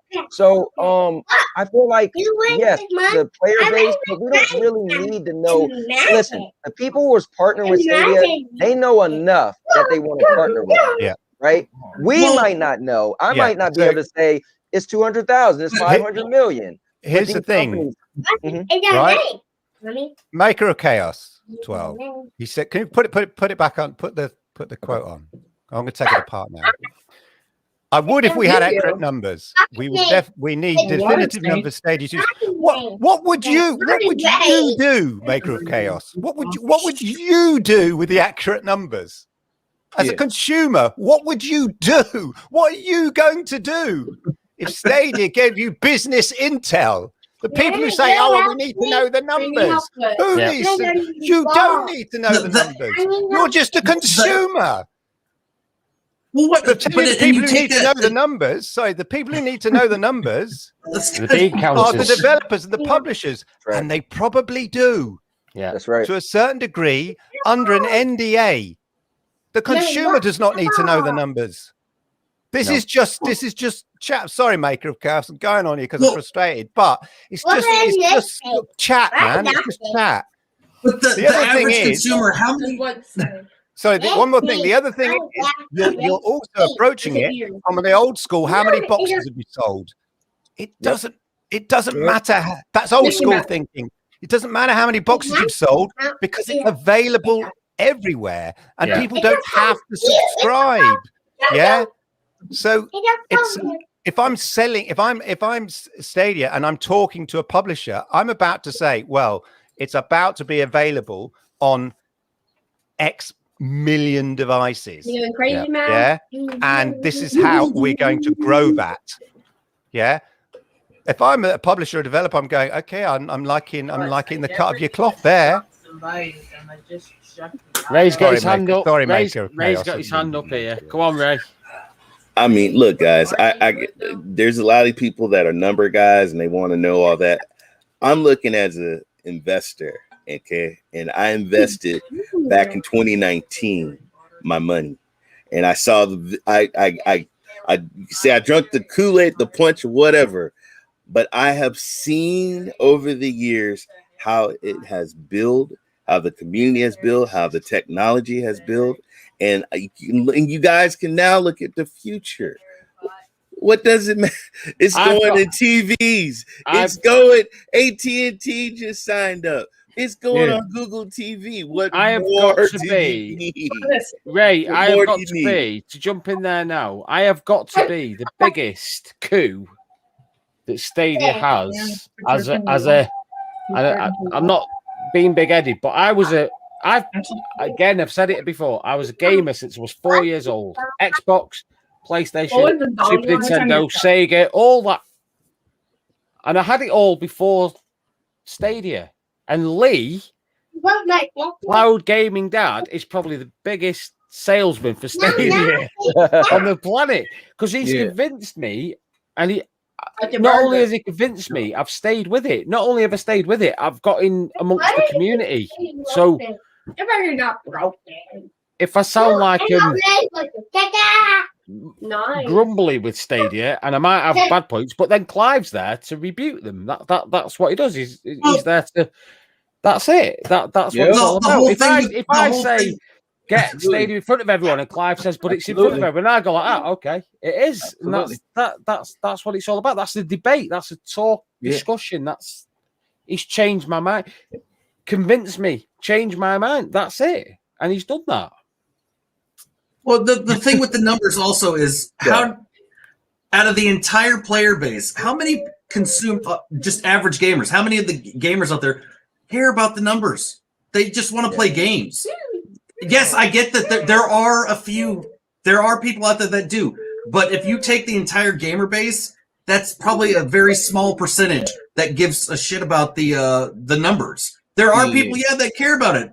But that doesn't mean anything. The overall consensus is we care about games and being able to play games and not have to worry about updates and all of this stupid shit. I don't care about the numbers. I can care less about that. That doesn't mean anything to me. If I can play the games, if the games that they have are available that I want to play are on that platform, I'm going to play it. I don't care what numbers are. You know what the good thing is? Most consumers brag about it. No, what? Give me a percent. If you're a consumer and you brag about numbers, I want to know how many out there actually brag about the numbers on a daily basis. Jack, give me a number about that, because I don't care about. No, I get that. No, I know. I'm joking. The overall consensus is nobody. There's not a huge consensus that love to see the numbers and want to know that. Yeah, let me say I got my dream platform. I got my dream platform, and I'm happy. Done. Yeah, let me say this. I think Maker of Chaos, I understand what you're saying, but you're looking at it. Clive said something really good. He said, so you're looking at it in a sense traditionally. I've been playing my PlayStation, my Xbox, my whatever, and you walking this thing through.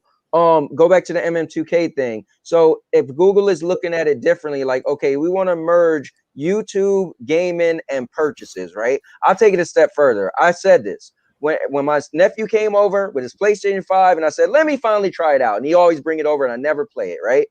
Dude, me having to delete something, and the funny thing is he deleted Grand Theft Auto. So for everybody that think Grand Theft Auto is the end all be all, I said he had 7 games on the system, and I wanted to just try Battlefield 5 to play the Battle Royale, and he deleted. I said, whoa, you're gonna delete you're deleting Grand Theft Auto 5? I said, nobody really plays it like that. He's like people who don't really know about it. I was like, okay, that's crazy. Long story short, Google is next gen cloud. I'm gonna add all the cloud. These new next gen consoles came out, and now they're current gen. Okay, they don't. All they do is what the old gen did, but better. They still download, but maybe a little faster. But I can't tell because it took over an hour to download a 90 gig game, and my Wi-Fi, my internet speed was 400 something megabytes per second, right? And then they make games look better. But the next gen is every time there's something new, people not gonna hesitate, right? But the cloud is next gen. The cloud isn't current gen. 100%. The cloud, listen, whenever people debate and argue, I don't want to hear you talk about next gen if you still downloading the game. So you can't come at this from your regular Atari, Nintendo, Sega, Sony, Microsoft. This is different. This isn't the same lane. So everybody want this to be what that is. And yes, Stadia may have came out first and said we're going to rival them. They probably shouldn't have said that, but they will though eventually. Because the same, all my friends was like, I don't want to purchase my games digitally because I don't own it. Now 60% of sales is digital.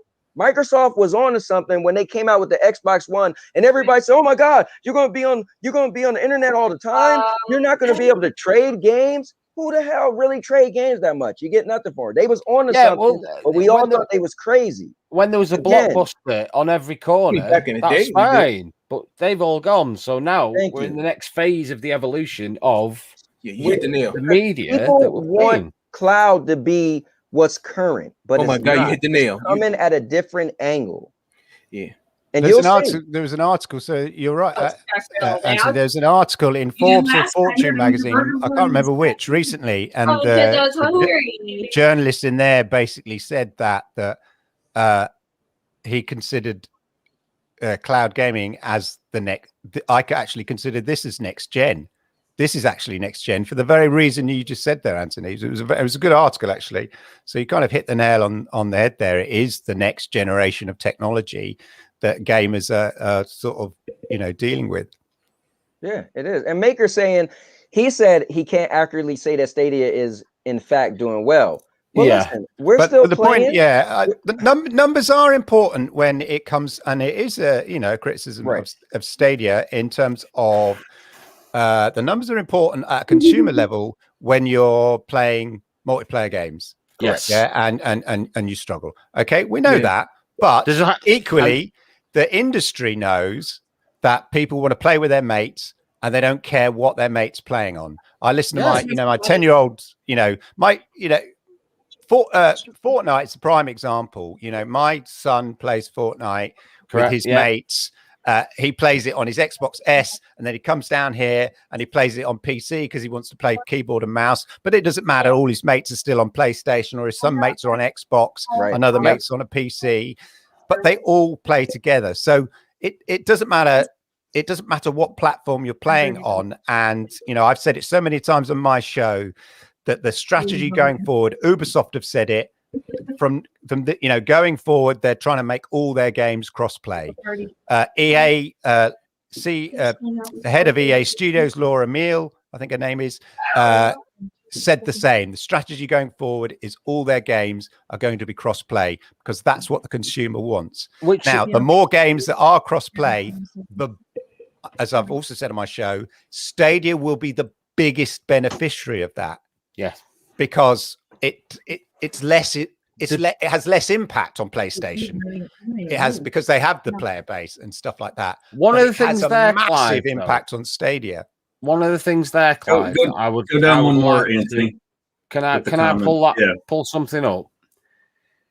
The games that you've just mentioned, i.e., the Fortnites, the Warzones, the PUBGs, and stuff that have got the great player bases. You've got two. Are they gamers or are they purely online gamers? Because I consider myself a gamer, but I don't play them games. Correct. Yeah. I play them with my son when he plays them. What you've just said, I did a stream with Ashton, and he rules that game. I put him onto SpongeBob on Stadia. And usually he wakes up, gets up, and he'll go onto his PC, play Fortnite. And I came down one day and he was playing SpongeBob, which is a remastered game from like 2002, and he's smashing it out. I think them games are more for the generation, not for the generation of gamers, but for the age group that play them. Yeah. Does that make sense? Yeah. Rather than I won't play Fortnite or Warzone or PUBG religiously. I play PUBG. Play a little bit of Fortnite. I know you. I know more. People play Call of Duty. The market, the industry. I'm not saying it's small. I'm not saying it's small at all. That's why they make that. There's less and less single free. player. There's the less and less. Free. Yeah, and there's less and less single player games being made nowadays. Yes, probably. But then because of that reason, because there is a demand for the multiplayer game. Well, I think if the market becomes that ignorant, that there isn't a base of game players that want to play your Assassin's Creed titles that are story-driven, Last of Us, Uncharted, and all that sort of stuff, and game, I don't think that'll happen. I think Well, there'll be let me tell you something. Previous before Call of Duty, wasn't there an outcry that there wasn't a campaign element in it? And then in the next Call of Duty, they included a campaign element. That's right. So it's about getting the balance right and having like a campaign, like a Destiny, where you've got that. You'll have a sort of it was solo multiplayer. We talked about it the other day. PvP. Titanfall. The first one was multiplayer only, and the outcry was, "We want a campaign. I want to be able to turn that on and play it on my own." What Clive is talking about is Black Ops 4. I still own that. That didn't have a story mode. But here's the thing, though, Codex. Sony actually just made a statement and said that they're actually building new studios to make multiplayer games because they see the success. That Sony can do. They made the Ghostbusters film, the remake. And no, but what I'm saying is, Sony. If you think of video games that does well, that's single player. That's exactly. Sony you don't speak of that blasphemy. Well, Sony does great with their exclusives, one-player story games, but now they're actually throw money at it. They're creating divisions so they can jump in. So I want to, hey, Anthony, I want to talk about the comment that's on here. Yeah, please, and then we got to wrap it up. That's been a while. So go ahead, Vet.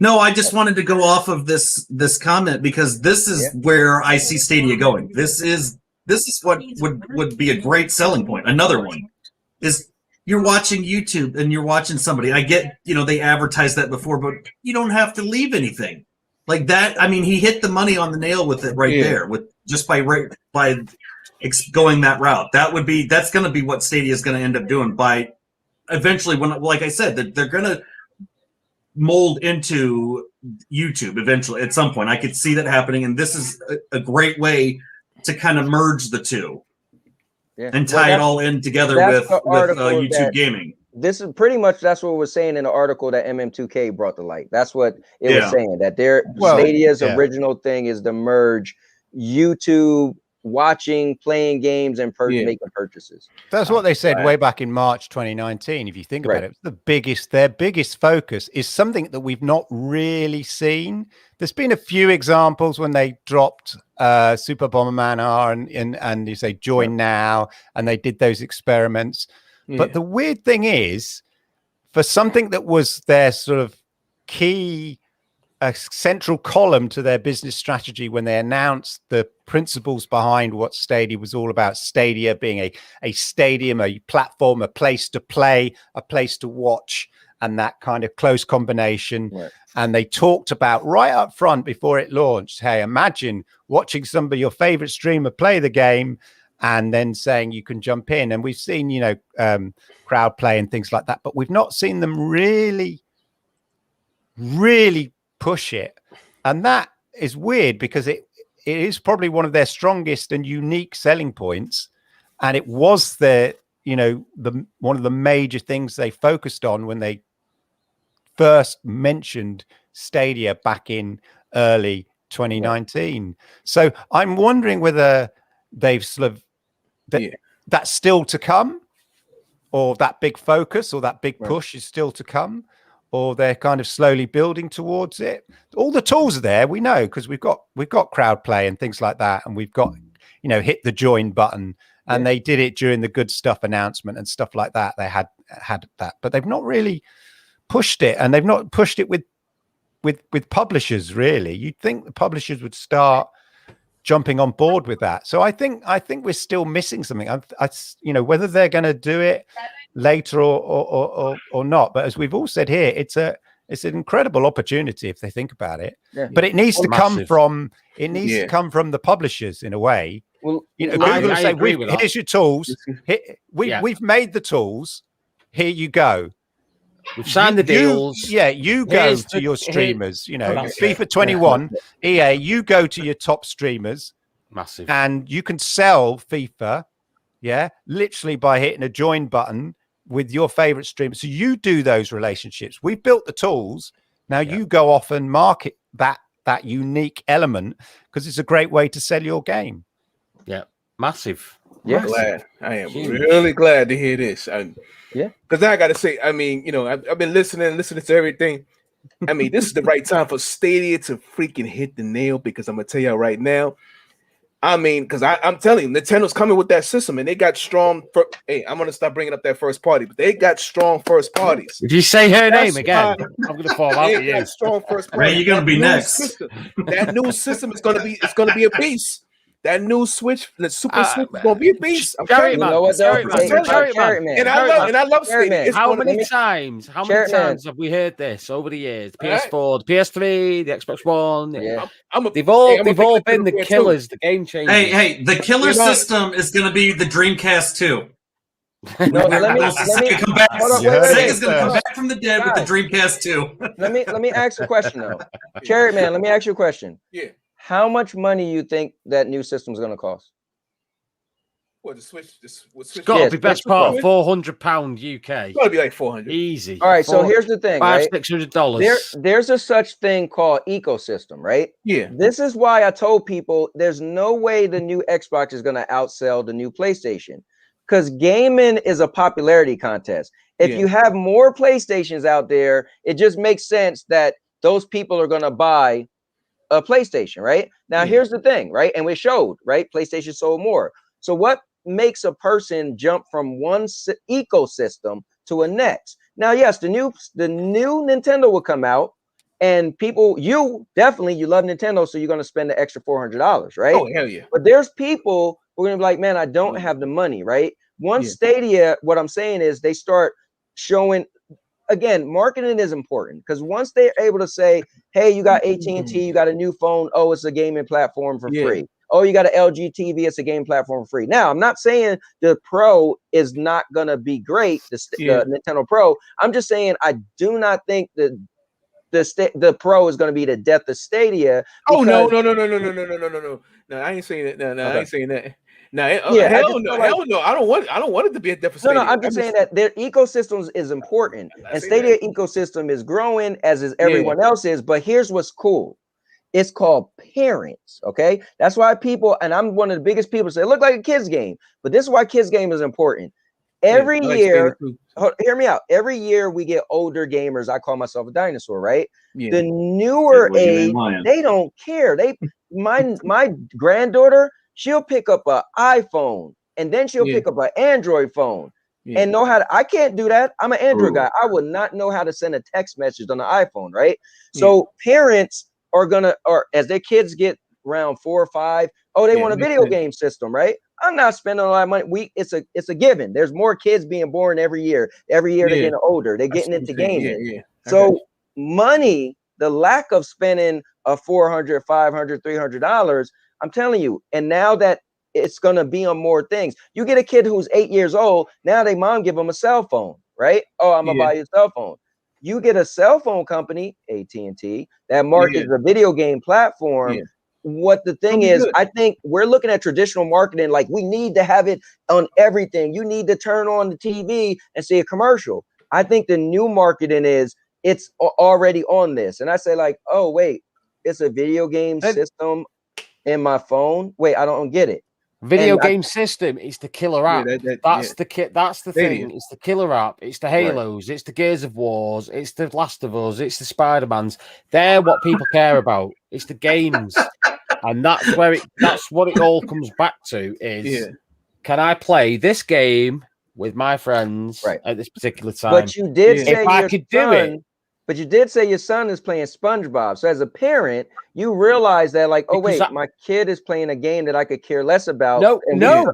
I put him on. My son was playing Fortnite. Right. I was sat in the living room and I played SpongeBob on the Chromecast, and he came and sat with me. He was he was interested, and I gave him that, and because he's a mouse and keyboard kid, he was a bit confused, and we got through it. We played the game together. But because he's been raised on the Fortnites and the war zones and all this sort of stuff, it's for me, it's just education at this point in time because they're not having to see the evolution of 8-bit to 16-bit to 32-bit to go through the whole bit wars, and then you've got MS-DOS coming to the whole play at PC and all that. I've lived through all them phases, as I'm sure majority of the panel has. My son won't have to do that. He'll literally do what his friends are doing. Fortnite, watching Marvel movies. He goes with the trends. That's what it is. You know the struggle of Oregon Trail, man. Carrot, you did see that though, Carrot. You see what Ace said, right? I missed that, sorry. Carrot man, you see what Ace said? Yeah, the big question is, will you be able to, would you even be able to find a Switch? There you go. The answer is probably not. Gold. It'll be so that'll be so. I think it's gonna be worse than the PlayStation 5. Actually, I really believe it'll be worse to get the Switch.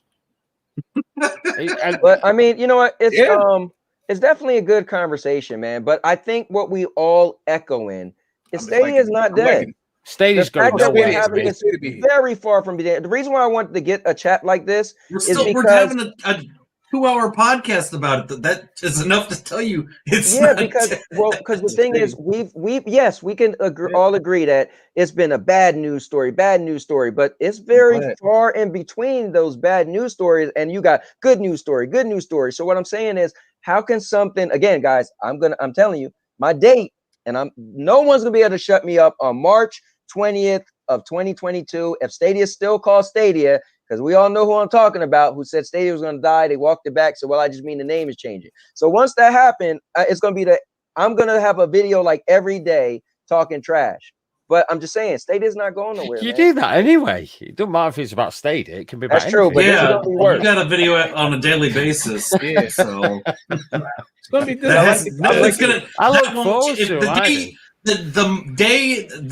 What will happen is the internet will cave upon itself when you go an entire month without a video.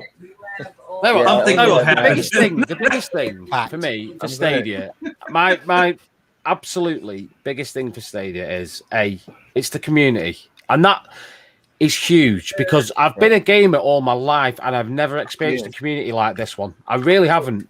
My best friend put me in touch with all you guys. I speak to you all almost daily, one way or another. Yeah. And that's huge. Stadia should sing about that because they're always commenting. I see. It's full of whining babies, is what it is. Well, it is that too. But Kel F said your new TV comes with games. I wonder who said that, right? Built in, but Stadia also has games that's free, so that's going to be good too. You won't even have to pay. Of course, that's the key thing. Is it's the try before you buy thing. It's free. Give it a go. That's why it's so. You can't moan at that. You see the idiots when you see idiots on Twitter go, I'm thinking of getting the Stadia. Is it any good? And it's like, why didn't you go and have a look? One more thing. Go look right now. Save yourself while tweeting and have a look. Guys, if you did look, I looked at the last number show. The Twitter accounts, the YouTube accounts is growing, folks. So when anybody's talking about the numbers, check out the show. Yeah, I will. If you didn't see that show, I will tell you to check out the show. I watched it too. Check out the show from beginning to end, and look how this community is growing. This is counterproductive now because my channel. I've had I'm going to be a bit selfish here now. My channel had a surge of subscribers and all that sort of stuff since Lee put me onto you guys with the community and the SBCN. What you do over there, you guys, amazing. I've decided to go my own way with the channel, so I'm stepping away from the games and the live streaming. I'm going to go a totally different way, although I'm going to keep my toe within the Stadia community. But it's been one of the best things I've ever done is getting involved in this community, Stadia community, with you guys. I would say it's growing. It's amazing. It's so amazing. It's growing. So amazing. Yeah, and just wait till they hit the switch to different countries, man. We're talking this now. You realize in India and places, China, their internet is bad, but their cellular service is amazing. So they will die to be playing on a AAA game on a cell phone. Yeah, so I've said it loads just, of times. You know, 50 million players of PUBG mobile in India just says everything. You know, and you say, and that's the thing, right? People, what frustrates me is people look at Stadia through the lens of the old gaming business. That's what I'm going to call it, the old gaming business. You know, how many boxes have you sold and all that kind of stuff. That's not the point. That's what I'm saying. You know, what's the user base? Well, I've told you what the user base is. It's 100 million plus. Yeah, but it's just people don't realize that they've got it. You know, that's the thing. Now, that's what Stadia need to sort of push. You've already, you know, as Bill from Nerdness said, you've already got Stadia Genius. You know, they only have to look at the Gmail account user base. Exactly, but also, so the key thing is, I think, you know, every time it rolls out from now on, like, let's all agree 180 games is a pretty good library. Absolutely. All right. Some people have got for a year and 20 months. Yeah, some people have got bigger libraries, but there's a point at which it doesn't really matter whether it's like 200 games or 400 games. It doesn't. Once you get beyond a certain point, if you've got like less than 100, perhaps not very good. But once you get to 180, 200 games, that's fine. Anything above that is just sort of it's like being, you know, if you've got 10 million quid or you got 7 million quid, it doesn't really matter. You've got 7 million quid. That you know what I mean. Well, then you've got a developer on board like Ubisoft who are giving you access to a massive library of their games as well. And you know, whilst it's a bit old news to us when in Europe when Ubisoft came, but obviously we knew it was coming, but until I actually linked the account, then fired up Stadia and went to my library and saw the little blue Ubisoft Plus signs against all these games that 5 seconds earlier were not in my library. Ping, ping, ping, ping. I just thought my library's just got massive. Yeah. So then you think, okay, well, that's the impact of Ubisoft. And we know we've got another 9 Ubisoft games coming to that.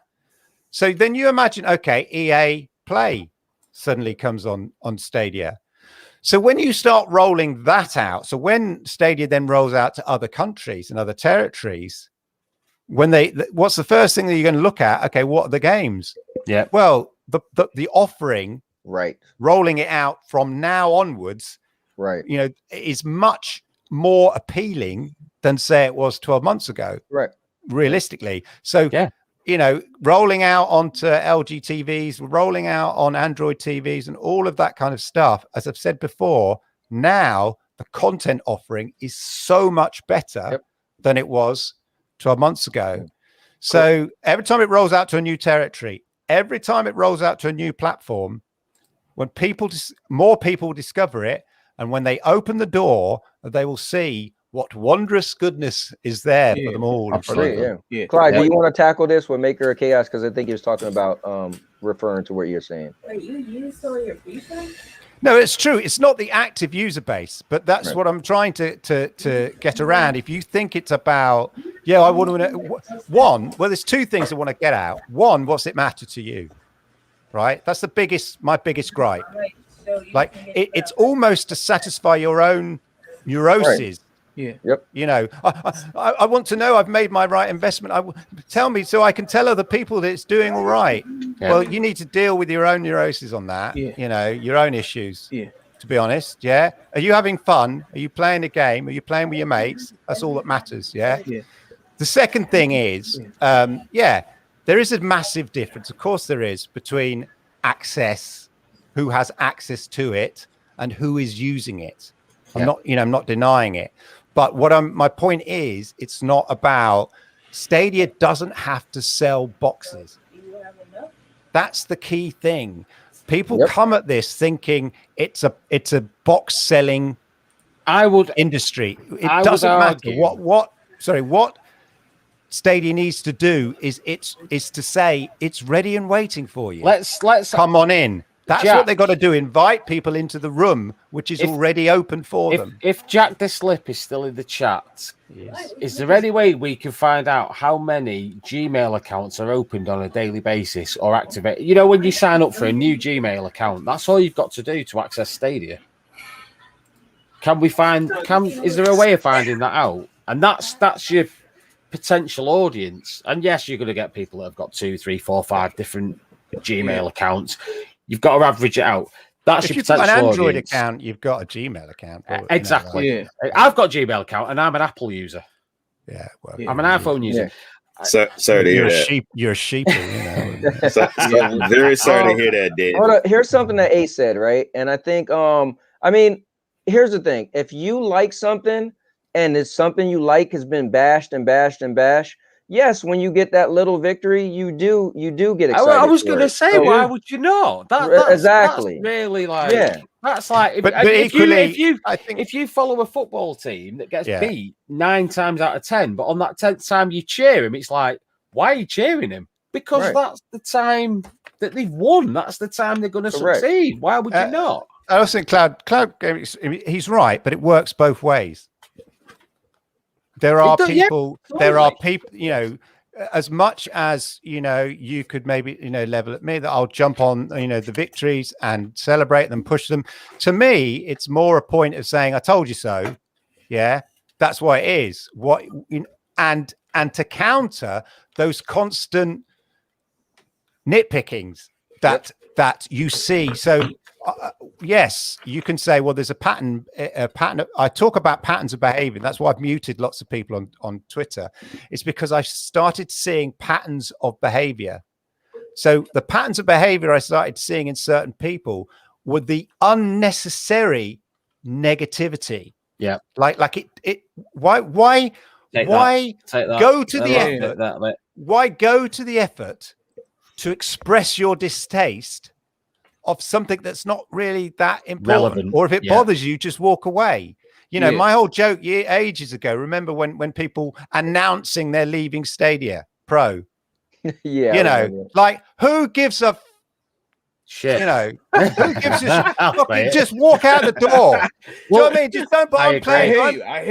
I'm playing Stadia. So if you're not interested, you know, that's my view. But don't keep coming back in the room to go, oh, have you seen this? Clive, can I say, right, the industry I work in, over the last 12 months, we've all had to have like weekly meetings on Stadia, on Teams or whatever it is, because COVID.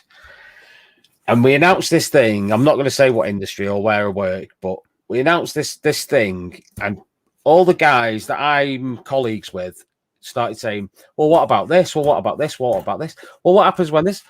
And the director of everybody turned around and said, have we encountered that yet? Well, no, we just had to. Right. Well, until you fucking encounter it, sorry for swearing. Don't worry about it. Don't worry about it. Go out there and do what we're asking you to do. Don't anticipate the problems and stop thinking of the negative. Unlike you've just said, nitpicking. What about that? Well, have you encountered that yet? No. Well, go out there then. What are you Remember, doing? guys, embrace debate. This is just debate. You know, you That's got great. got the right to your opinion, and we definitely got the right to ours. Look, Stadia's, you've all said it as well, I think, and there's nobody, you know, Stadia's not. When we say Stadia's not perfect, okay, and when we say Stadia's it's not perfect. What we're talking about is, you know, the arguably, you know, the business, the marketing, and when you take it all combined, you know, if it was perfect, it would have been born, you know, immaculate on November the 19th, 2019, and hailed as this great, you know, thing, okay? And clearly there is a lot of negativity out there. Some of it maybe, you know, justifiably, some of it blown out and perpetuated, but Stadia has to deal with that, and that is an issue. And I think the way Stadia deals with it is, as you know, Jack has said, in you know, keep doing what you're doing, because it's heading in the right direction. They said what they were going to do in February, and so far they're doing that. You know, everything they've said they're going to do, they're doing it. Everything they said they were going to deliver. You know, I saw people moaning, where's, well, you know, like, where's the, you know, Stadia for Android TV and Chromecast and Google? You know, they said by the end of June. Where is it? Where? Well, there it is. They said by the end of the June, and they're delivering it by the end of June. Thank you. Next question. You know, move on. So it's just like keep. It's like mold's not a good example, but I think is that what will happen is that it's Stadia as a access to Stadia as a platform is just growing. Yeah, you just think about it, and all the LG TVs that get launched at the end of the year, plus last year's LG TVs, Samsung TV will be available on that soon, and stuff like that, and all these other TVs. And slowly, it's like that's what I've talked about. Slowly, it's everywhere, and you'll wake up. People wake up in 12 months' time or whatever, and it's literally right, like everywhere. Slowly but surely, you know, it's these the things. same thing as when you think of YouTube or you think of Netflix. It's on everything you could think of. YouTube and Netflix is on there. So at the end of the day, like I see what Maker Chaos is saying, he's saying that we celebrate little wins, blah blah blah. But at the end of the day, listen, but we do acknowledge the faults. Fanboys are the people who don't acknowledge, right, a fault, right, or yes, man. You just say yeah. I get that. I don't think that's what we are, right? The reason why hold up real quick. The reason why I wanted to do this is because I seen consecutive days of positive stuff, and I wanted people to acknowledge the doubters, right? Yeah. You think Stadia is gonna die, or you've been saying you, and I feel like at this point, the people who say Stadia is gonna die, you don't really believe that. You just feel funny now if you change your opinion. Like the person who always say, "I still keeping the same thing." Trust me, you don't really believe that, but you're going to. There's nothing wrong with that, though. There's nothing wrong to change your opinion. Exactly. Nothing wrong with changing your opinion. I would just say to Maker Chaos, just be consistent. You know, in terms of when there are faults, point out the faults, call them out. Right. Yeah. When there are good things, call that out. 100%. Call it out. Yeah. When I see people ignore, and it works both ways. You're quite right, Maker. It can work both ways. You'll have fanboys who will never call out the negativity. Now the question is, that's subjective. Okay, one man, you know, little bits of negativity, you know, or incorrect accusations of negativity. You know, you can argue about that. But the point is, all I'd say is for everybody negative about Stadia, when it's good, say that's a good thing, you know, and if it's bad, then say that's a bad thing, you know.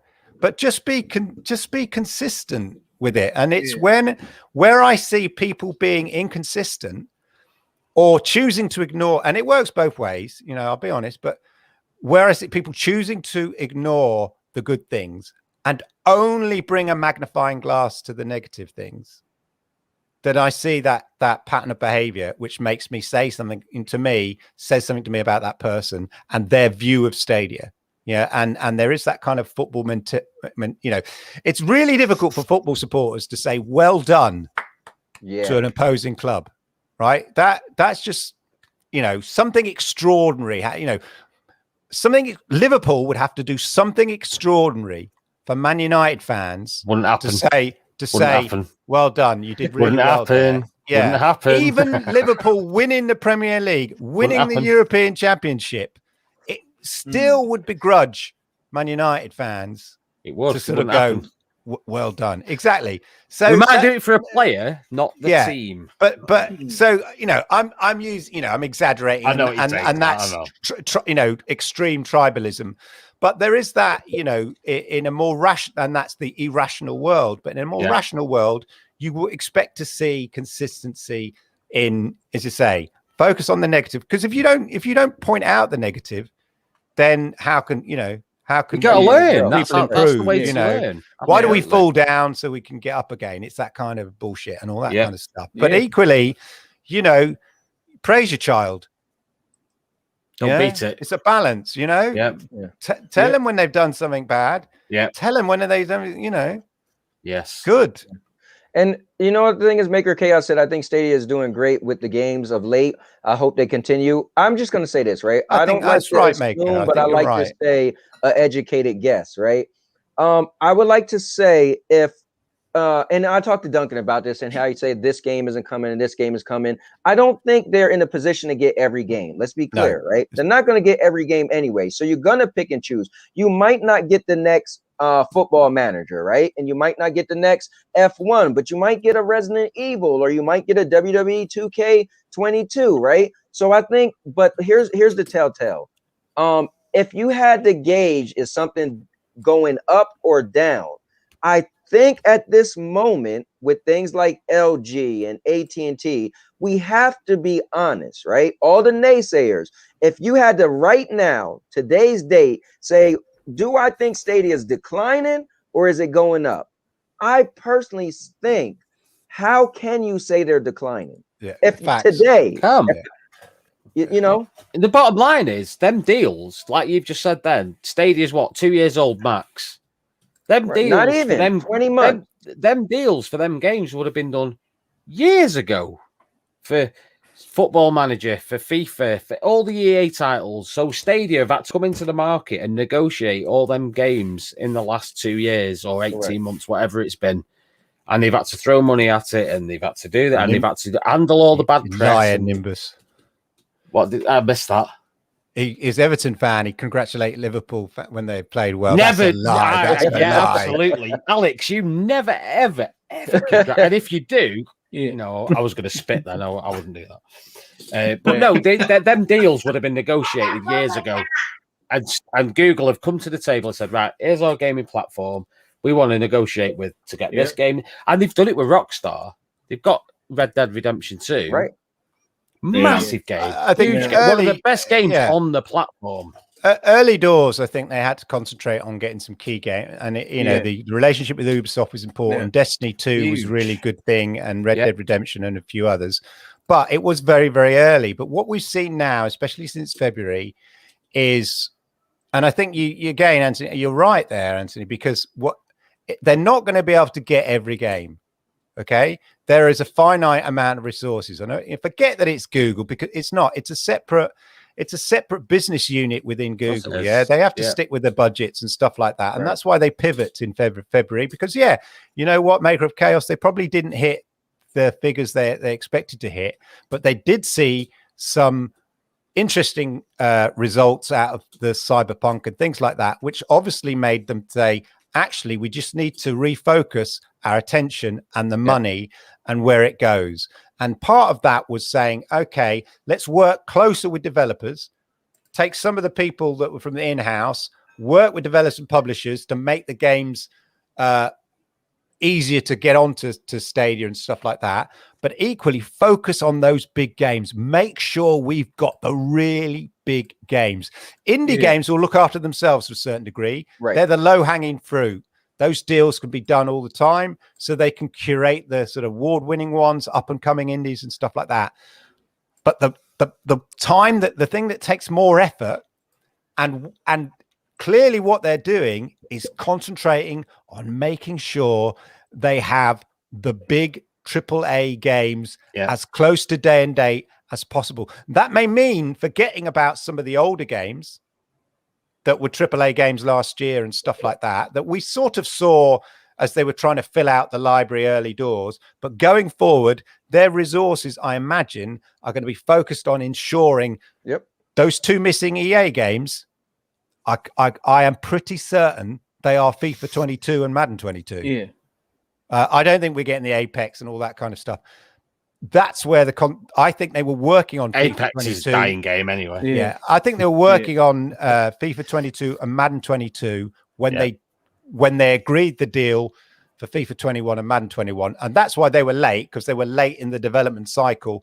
But they needed to prove they could deliver them, and get them, and also just get them on the platform as credibility, ready for this year, when I think we will see FIFA 22 and Madden 22 day and date. If that's the case, I think that is the case. What's going to happen? Then I will sell my PlayStation and Xbox. Make a note, Anthony. He's going to sell. No, I swear to God, I promise you now. As I say here now, if it's here by October, I think it's October, November time, FIFA usually drops. I'm in the same boat, man. I just need my WWE 2K22. But I've already not canceled, but I turned off my auto renew on my PlayStation Plus. I never use it. I just got to the point where I was like, I only play Stadia. Before I was like, I still got an Xbox and still, well, I've been stopped playing my Xbox years ago, but I still own one, right? And I got 2 PlayStations, but they're only media devices now. And I got to the point I was like, I got to stop saying I play my PlayStation because I really don't. And so this is all I play. But yes, if WWE 22 don't come out, I would have to, I would have to play it on my PlayStation 4. I would guess I would just have to buy it. But that would be like the only game. Then again, look at Megatron X. Maybe it'll break me. She said she was a Fortnite player. And she said it was on with you, Vet. She said, I was a diehard Fortnite person. And I like Stadia so much, I stopped playing Fortnite. I was like, whoa. Because you always figure if my favorite game isn't on the platform, why would I ever go? But she said it. She said I ended up liking Stadia so much, I stopped streaming my favorite game, and I kind of got out of it. I was massive Sea of Thieves fan. Pirate Legend in the first year, all of that, loved it. Same as me. I moved on. You move on. Exactly. I mean, I was before that. It was Overwatch. I was Xbox you move on up until The Last of Us came out. And then I had to go over to PlayStation because it's an exclusive.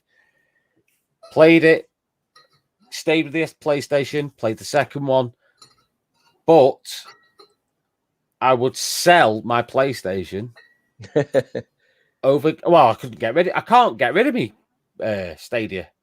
I can get rid of the controller, but I've still got it. I can sell my. I sell my PlayStation. I've got PS now, but I haven't got the whole. Everything I've got on my hard drive and all that sort of stuff. So for me as a gamer, it's all about the games. It's the games that make or break. That's it. Well, the thing about the games as well, just to say, is when you say the games, for me, the thing is, so a lot of people who comment on Stadia and stuff are proper gamers. They've got, that because they've got a £3,000 gaming PC, they've got the PlayStation 5, they've got who the hell has like 3 consoles unless you're a hardcore gamer? Do you know what I mean? Like that, and a gaming PC, okay? And so their judgment of Stadia is like, well, it's from a different perspective, perhaps where Stadia is actually aimed. As tech fans, many people here have all those multiple devices and stuff like that, and that's fine. We're earlier, many of these people we're early adopters, and that's fine. But we're not that doesn't, just because we've got Stadia, just because we were Stadia founders, that doesn't necessarily mean we're the actual core target demographic. No, we were founders because we're early tech adopters, not because we're the core demographic.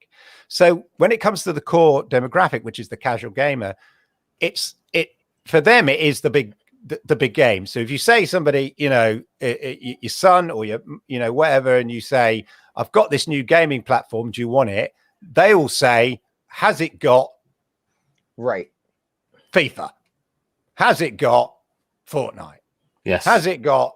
So if you're Stadia, you're thinking we've got to make sure that we have the credibility of having those big tentpole games, of which there are not many every year. Handful. And of the handful this year, and I will argue with most people here. I would say all of them have come to Stadia.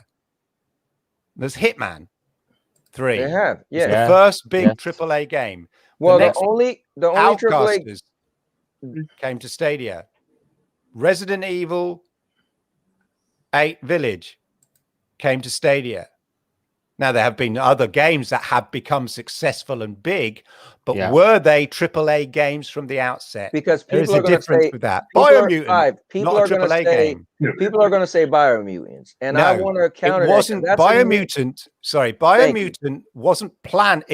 Is Biomutant really popular? Yes. No. Well, no. Well, what I'm saying is, it's not considered a AAA game. It was a small. It's not. Yeah. That's what I'm saying. Is it really popular? Yes. Are lots of people talking about it? Yes. But was it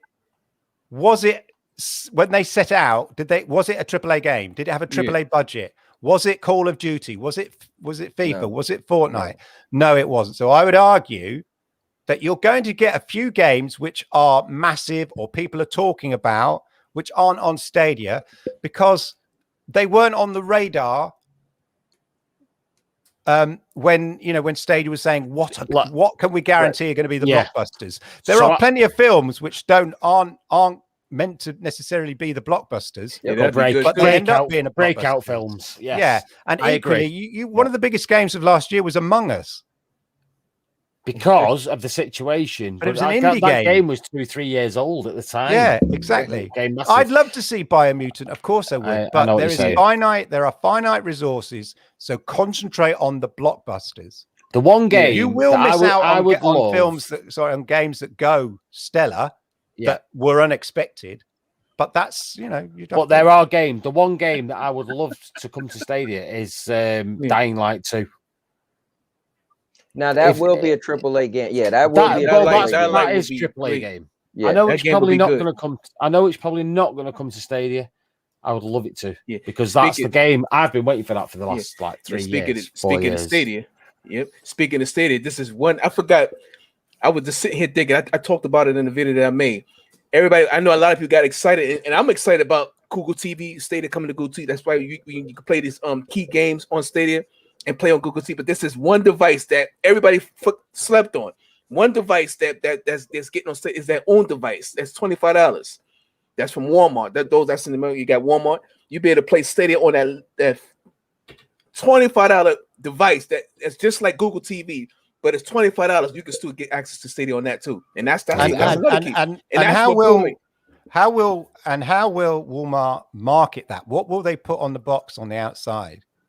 Just put it next to the counter, probably on like them little. Yeah, but what they put on the box, like they'll put Netflix, YouTube, Disney Plus, and then hopefully and in Stadia, and it's when things like that start doing that is that it has real penetration. Let me say something really powerful, Clive. Here's what people have to realize. Jared Man just mentioned Walmart having their own little box, right? And we're mentioning would it be on there. What people got to realize is, ask anyone, who's the #1 cloud gaming platform? It's Stadia. So now as we enter into the realms where TVs and little boxes and things are going to want, think about it. People look at Stadia as they're not a popular gaming platform, right? Okay, I give you that. But as a cloud gaming platform, it's the most popular. So who are people going to want on their TVs? Remember, when LG mentioned it, I don't know if you guys remember this, but LG originally said GeForce Now and Stadia, and like a week or two later, they took GeForce Now off. Okay, so when you think of what's popular, see, everybody's thinking PlayStation, Nintendo. I get it, but you got to look at this from a cloud. Again, this is next gen to me. This isn't current gen. So when we start thinking of, this stuff is getting popular, I want this on my TV, and I want this. Well, guess what? They're gonna want Stadia. So keep looking at Stadia as they're not as popular. You're right, but as cloud, they're the most popular one. Yeah. Well, in terms of not being in terms of not being popular as well, you need to put it into context. Within which group of people are they not popular? Correct. Right. So how many people are watching this right now? 14 right now.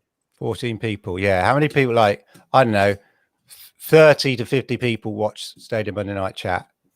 Yeah. Right. Now, the point about it is that there is a small group of people who are passionate about, Stadia. The people that and everybody we follow are passionate about gaming and stuff like that. Yeah. But they'll talk about it, and they're the ones that we see. Oh, my Stadia, is that still alive? Is that a thing? The fact that they've gone to the effort of tweeting it means that they're passionate about gaming in some way. Yeah. Yes. They love their Xbox, or they love their PlayStation, or we love our Stadia. Yeah. But we are a minority of people. And so when it comes about popularity, is Stadia popular with the hardcore passionate gaming community? Probably not. No. Does it matter to the average Joe who's going to buy an LG television with Stadia, and or it doesn't really matter that it says Stadia, but you can play FIFA 21 on it? Yeah. Or little Johnny can play, Call of Duty or whatever it is. they're not part of this conversation of hardcore passionate gamers who, you know, like their platform over another person. All this conversation is sort of irrelevant to them. They've never heard of it. And I know the reason I ask about the numbers is, you know, there are over 100,000 members of Reddit, and 14 people are watching this show. Yep. Right. So when you say Stadia is unpopular, yeah, it's unpopular within a sort of small gaming community, of which Stadia community is an even smaller part of itself. But beyond that, nobody gives a fudge. Yeah. They just want to know, oh, I can play that game. What? And I don't need a PlayStation. Wow, that sounds good. Hey, you could play FIFA on here. You don't need a PlayStation. Really? Yeah. Did you know? No, I didn't know that. They're not part of the, oh, it's Stadia though. Oh, correct. No. They don't have that view. It's like, it's just Stadia's just another thing, another app. Yep. Unless, I don't, to be honest, no, I don't right now. I don't know. The Stadia on the box is not going to sell it. But my more point is, you can play FIFA 22 on this little Walmart box. Well, and here's here's the thing, Clive. It's not the fact that this is what I'm trying to paint the picture.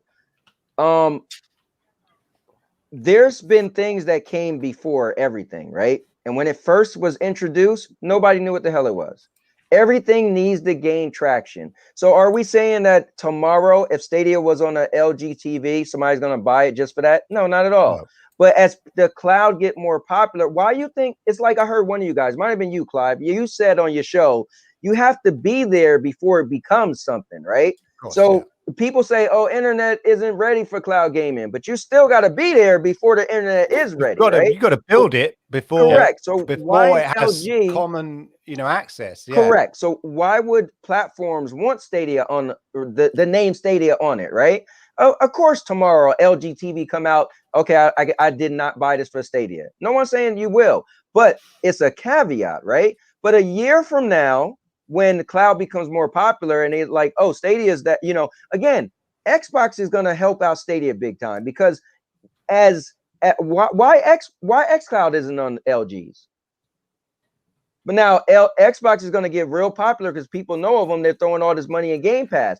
But even someone who say, oh, you know what? Did you hear this cloud thing? Xbox, they got a new cloud thing. So, oh yeah, Ben heard of cloud a while ago. Like, oh, really? Like, yeah, there's a bunch of them. There's one called Stadia. They're like the best. Like, what do you mean they're best? I got Xbox. I never heard of that. Oh no, Stadia is the top. Yeah. Well, why Stadia top? Oh, because, well, you know how you like xCloud, but it takes a while for you to get in. With Stadia, you snap your finger. I'm telling you, it's tech, man, and it's just, if wherever our feet are right now, a year from now, just imagine if they're making these deals now. Is it like somebody may say, well, they did the Resident Evil deal a year ago? You're right. And when it came out, it was out and it was on the cloud. And it was Resident Evil on a cloud platform. It's a big thing, man.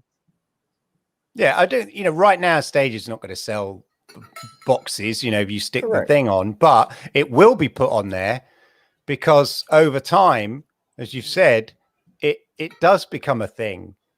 And the more, for instance, it's actually bundled in. So the interesting thing will be with the Chromecast, whether it's installed by default on all new ones, and you don't have to go looking for it.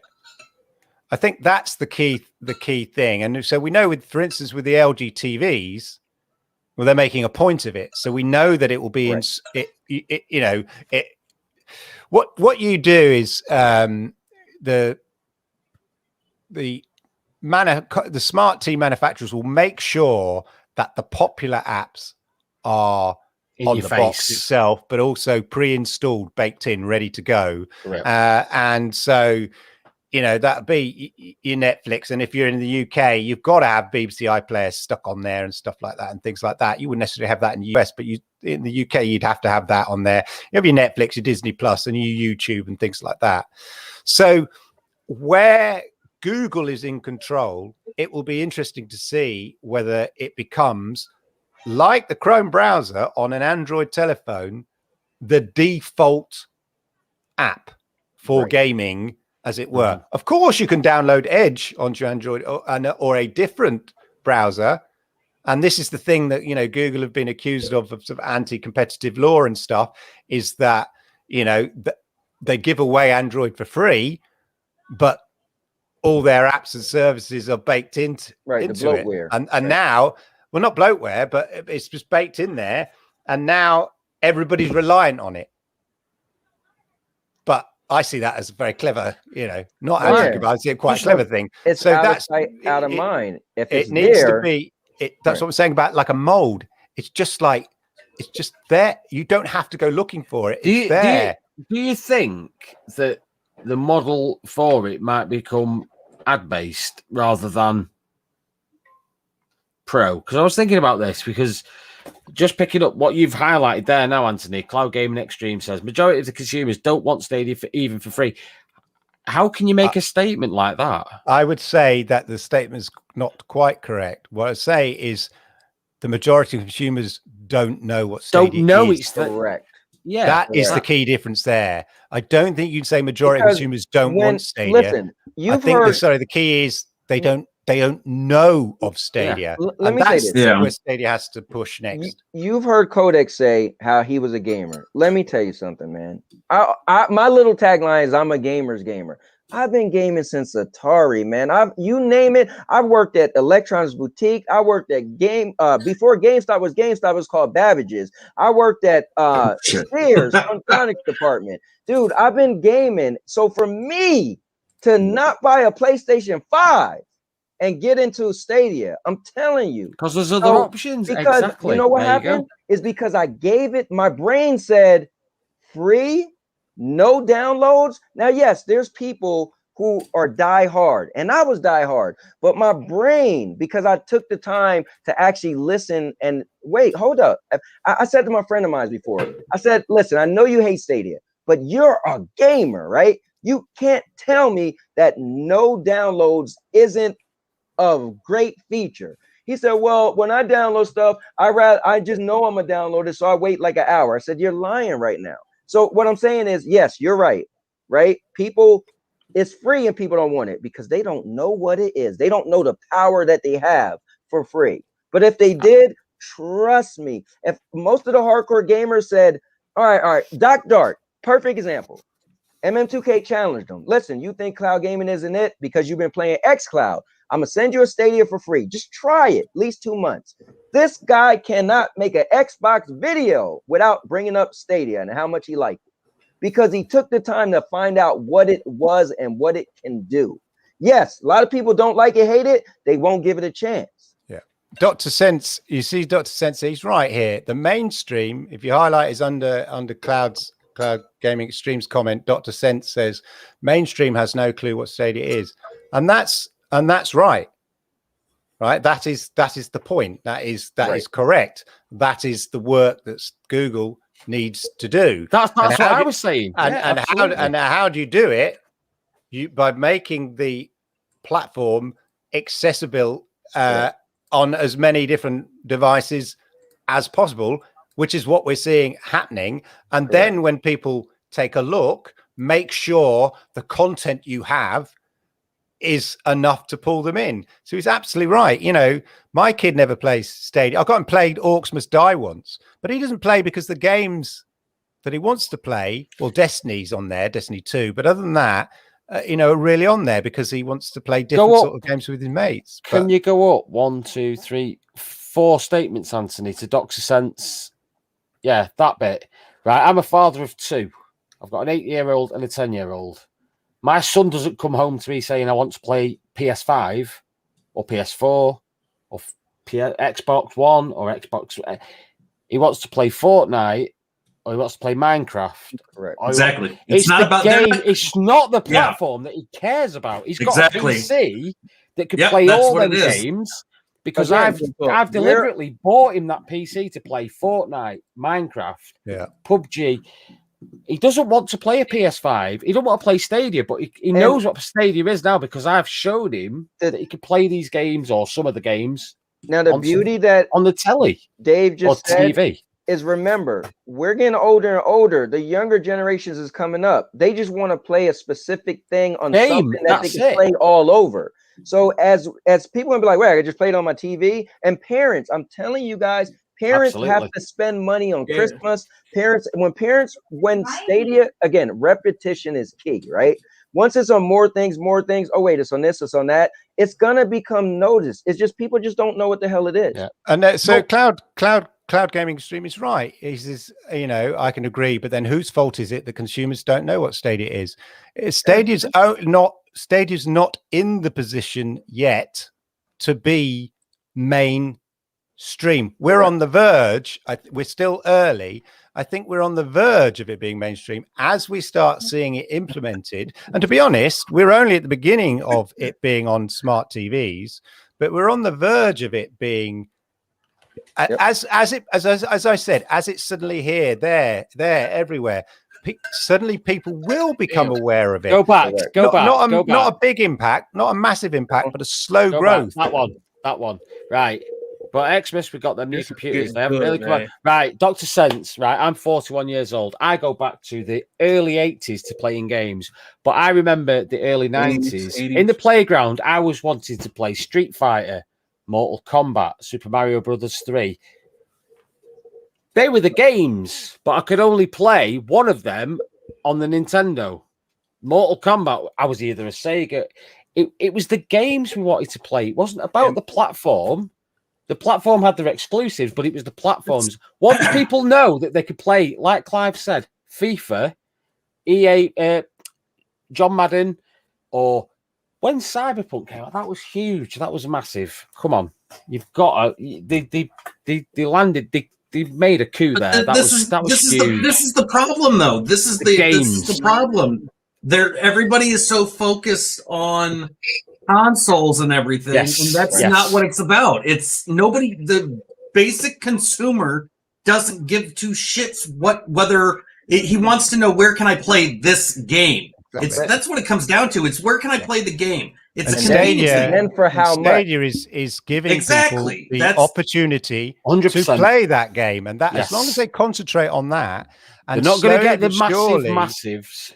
Yeah, it's not. The other thing as well. Sorry, the other thing is that the old way of thinking is that when is from the console generation. When a console launches, the success of that console is very much judged on how many units it sold in that first Christmas. Yeah, that's it. Absolutely. Stadia's not that. Stadia's not a console box that has to. The sales are a bit disappointing. Yes, that's the wrong way of thinking, and it's as long as people, as Vet says, people want to play games, and Stadia going, of course you do, and we know what games you want to play. You want to play all those big AAA games that everybody talks about. Well, I tell you what, you can play it here. You don't have to buy that box you can't afford to get. Because we can play it on that TV you just bought. You can play it on that. Again, man, it's just repetition. The reason why I wanted to do this is because I'm seeing an overwhelming amount of positive news. And what I'm saying, again, if we was to say right now, do you think it's going down or up? I think we all have to say it's going up. So I just think I wanted to highlight, and I love that we're highlighting that it's a platform that we all, some of us play other stuff, right? But we all do value this platform. And I feel like it's easy to talk bad about it, but let's have a discussion, because I think what Clive is saying is if they start marketing it now, what we're clearly saying is, as of today, standing here, I could tell you that Stadia, this is a turn. And the haters could at least be able to say, like the fact that Duncan had to put me in a tag before I seen it for myself or heard otherwise, because I said, if they don't have WWE, so he said, well, just to let you know, I did see a post that they're hiring somebody and they mentioned WWE for Stadia.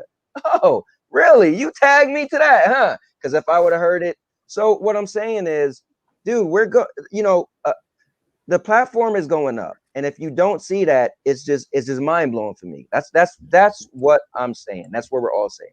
So a couple of things there.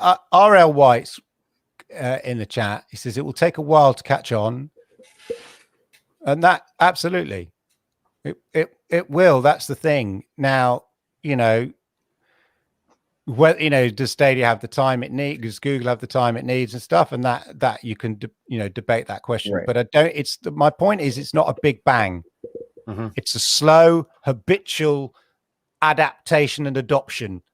Chinese water torture. Like on the coast, like coastal erosion.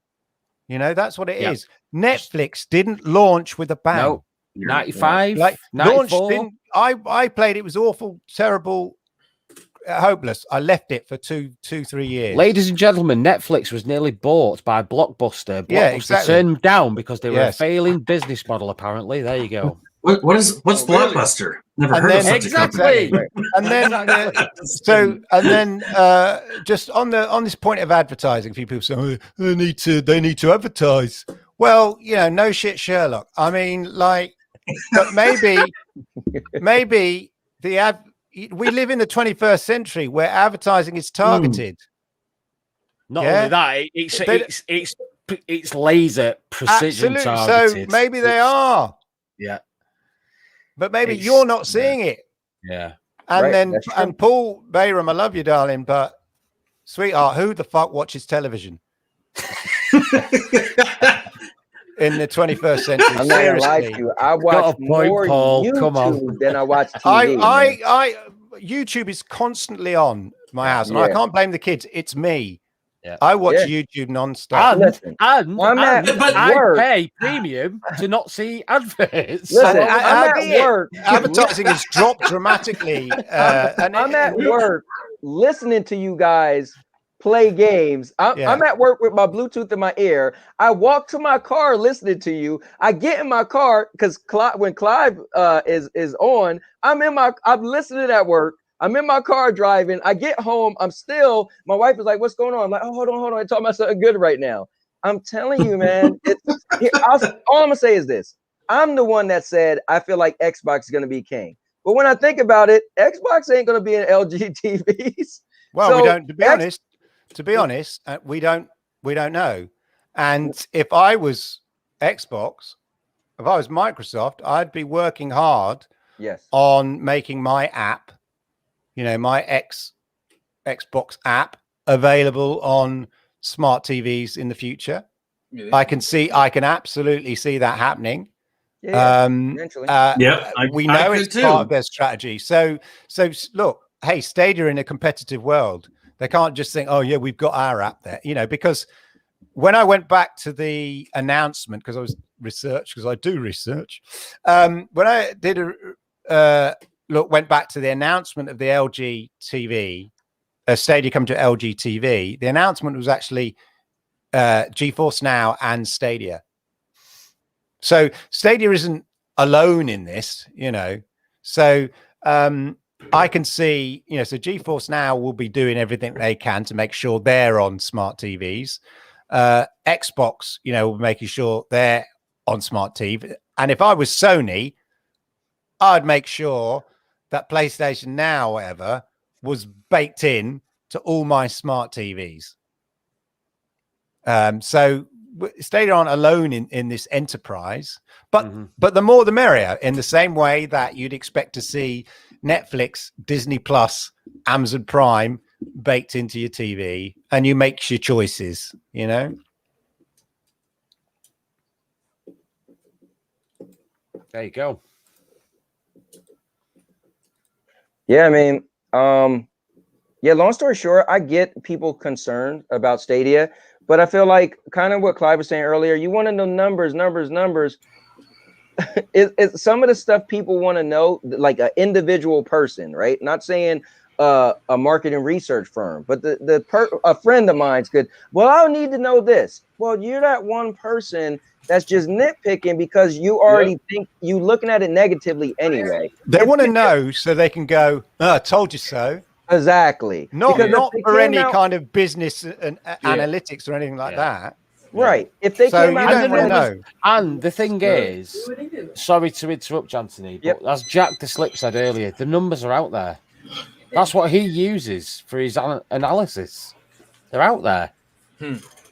Well, people want to know the player base. I don't think the player base is They out just there. want, That's what they want. But the point is, they just want to be able to say, I'm right. Yeah, that's it. And it's not, to be honest, it's not in Stadia's interest right now because they, we're new. It's not just a new. It's Hey, it's up, Ray. Are you there? It's not just a new platform. It's a new concept, really. Yes. Yeah. So it's like you've got to, my coastal erosion analogy. It's going to take time for people's philosophy and acceptance of a new, not just a new technology, but a new way of doing things. That doesn't happen. It's not a revolution. It's sort of an evolution over time. That's what happens. So numbers are not irrelevant, are less relevant in that scenario. And just to reiterate what Clive's just said, but to also almost step all over it slightly, Clive, if please forgive me. Let's hear it first. At the end of this process, no, I'm being real now. At the end of this process, it might take 5 years, 10 years, whatever it takes. Stadia might be out of the game, or they might be king of the game. Do you know what I'm saying? There might be 2 or 3 players that remain, and everyone else has gone, I've had enough of that. I'll throw my hat in. I'm done. There are no, there's no guarantees. The history of gaming consoles. Not to say exactly that we're comparing with consoles, but just as an example, are littered with, giants who, became 3DO, dead giants. Panasonic, Panasonic had one. There you go. 3DO. The 3DO, Sega's had crap Sega tons. ruled the world at one point. Yeah. Hey, don't forget the Laserdisc had a Kentucky console. Fried Chicken. Just shut up, Ray. Dr. Sense does point out that Sony has Android OS on their TVs, and they do. And I remember Rock telling me about this years ago. Well, not years ago, but like last year, whatever, about it. I think there is some question, and I did read that it was coming to Sony TVs, but I think that was because they do have Android operating system now.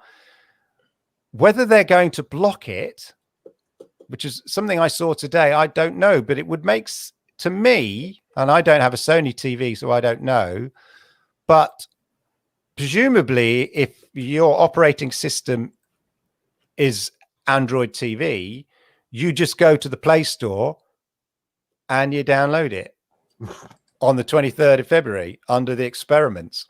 Right. Like presumably that's what's going to happen. But I did, I've also, it's Android TV. It's not a bloat version. That's why when Stadia comes to LG TV, it's not coming on as part of Android TV. It's coming part of the LG Web OS for their smart TVs. That's what makes it extra interesting. It's built on LG's own platform, which sets it apart from it just being Android TV. So it'd be interesting to see what the situation is with Sony TVs. Without having one, I don't know to what degree they limit access to the Play Store. Yeah, definitely good. Well, guys, we've been going on for a while. My daughter was like, "Hey, can I stream now?" I said, "Not yet. You can stream. You can stream at 8. No, Father of the year, at 9. No, so it's a good thing Spectre isn't streaming tonight because she's gonna take your spot, Spectre. But yeah, I mean it's a good conversation. So we still got some time. But let me ask you guys this: what for you? I think we all agree that we're all standing here agreeing that Stadia is definitely going up, right? We're definitely not at the moment where we're like, oh my God, I don't know. I think we could.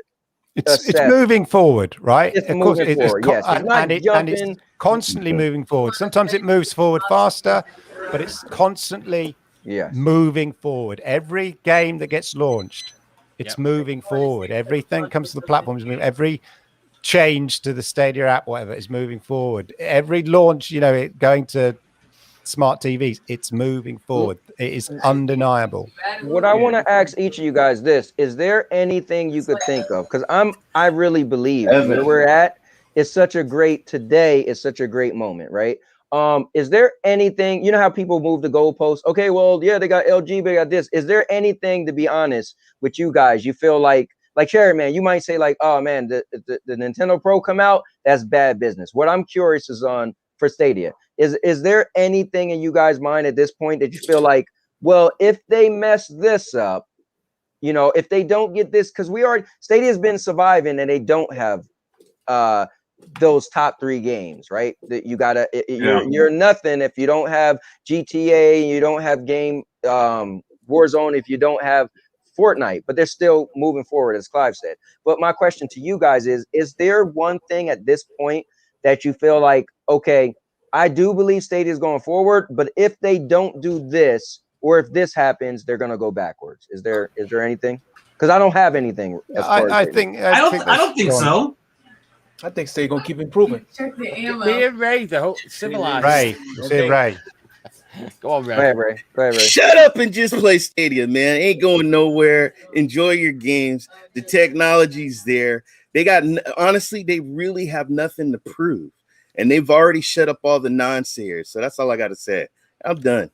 Good night, folks. Can I add to that? Mic drop. The one thing I would say is if they could add camera access and overlays for the streamers, that'd be it. Because they allow direct streaming and everyone's benefited from that.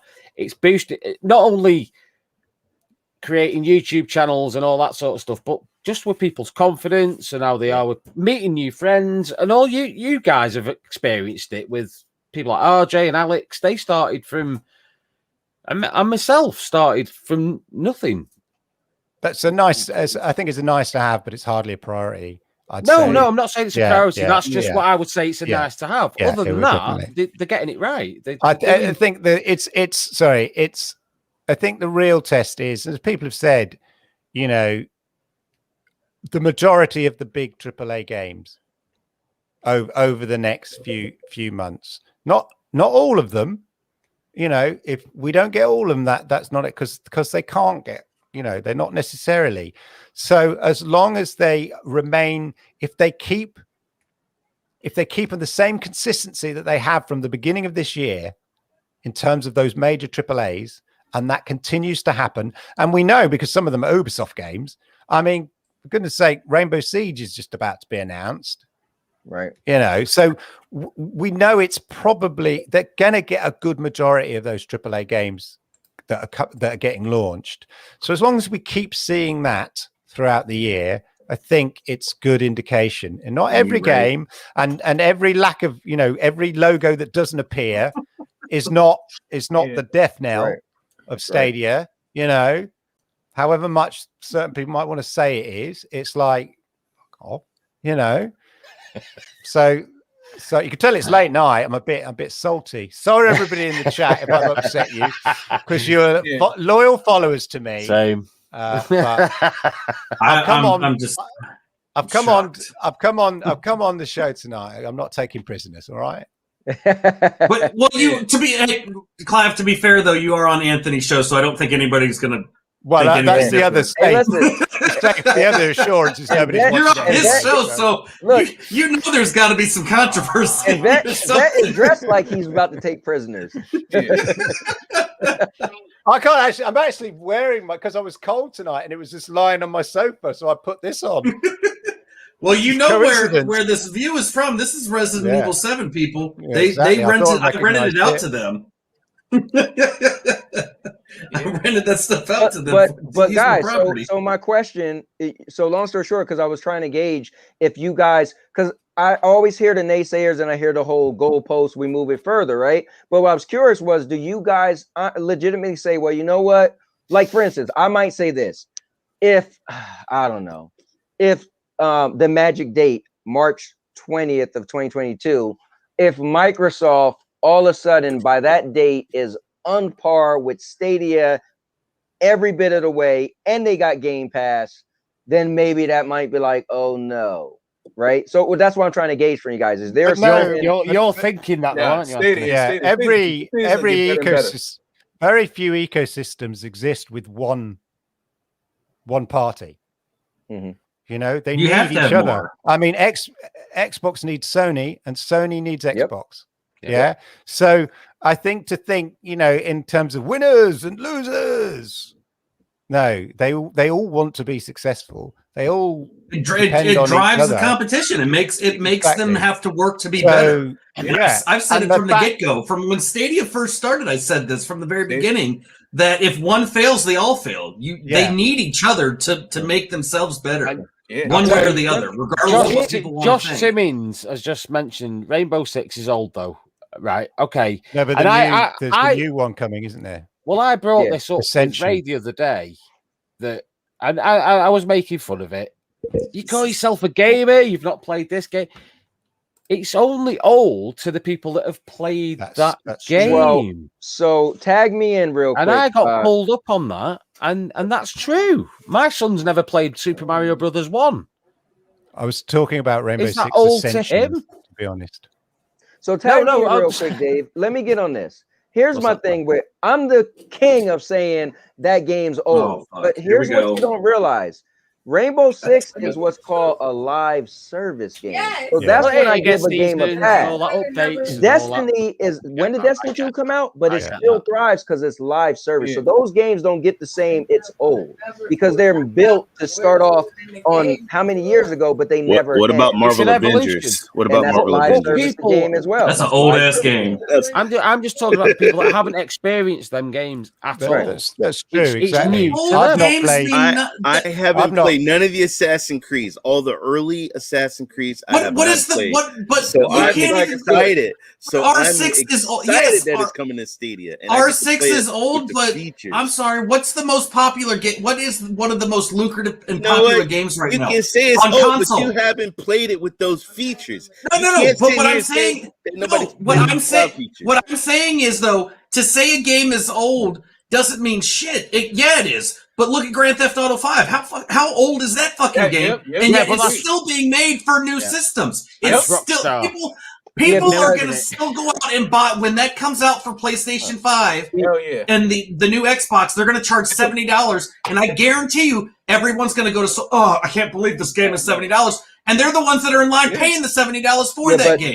For a game that came out on PlayStation 3. I bought that game 3 times on 3 different platforms. And people are going to buy it on PlayStation 5. They're going to buy it for the Xbox. And if it comes to Stadia, they're going to bitch about it and they're still going to buy it. Here's the thing. Look at, this is my point, right? So again, I love to call out a game that's old. However, a game that you continually support its multiplayer is called live service. It's a new thing if people aren't aware of it. So as much as I want to say Fortnite is old, well, I won't even say Fortnite. I would never say that. There's games I call old. Trust me, I'll call it out in an instant. But a live service game, it's not. It was made to live. It's called live service, right? Now, unless they do what they did with Anthem. They said, we're no longer supporting the game. We're leaving the servers open. But now that game has now turned to an old game because it will no longer ever be supported. So you can't sit there and say Rainbow Six is old because it's live service. They keep it. Listen, if Christmas come around and they have Christmas lights, the game ain't old. Love playing Red Dead Online. Love playing Red Dead Online on Stadia. I get it.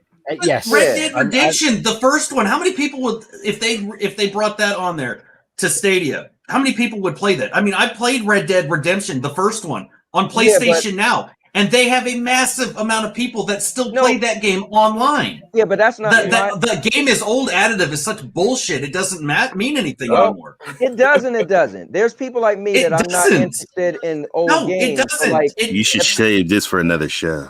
It means absolutely shit because you're using games that still make when I can say Grand Theft Auto 5 is old as shit, but yet how many people buy that game and keep complaining that they want it? But they still support the game. That's all I'm saying. It's still old. It's still an old ass game though. It doesn't matter. It's old. No. But when did it come out? It doesn't matter. It's old game. No. I'm trying to prove a point game, it has turned into a live service game. They constantly keep adding things to it. So last summer they said they announced they was going to have they was going to have whatever they call it, Grand Theft Auto Remaster, whatever it's going to be called, is coming out, right? They said every month they're going to give the players $1 million of Grand Theft. See, I'm a gamer. I don't play the game, but I follow it. Every month since then, they gave anybody who logged in $1 million each month. So they're doing that because why? It's still stuff to buy. They still service it. Yeah. That makes it a current game, but not necessarily a new game. Correct. And I know what you're saying. I know. I also see Vet's point of view as well. It's 2010 release date, but they're still milking that for everything it's worth. They're still milking. Red Dead Redemption 2's 3-4 years old now, but that they're still updating that every 2-3 months. And old games. It's old games are what I said to Ray. If you've not played it before, but you're seeing it through fresh eyes, it's new to you.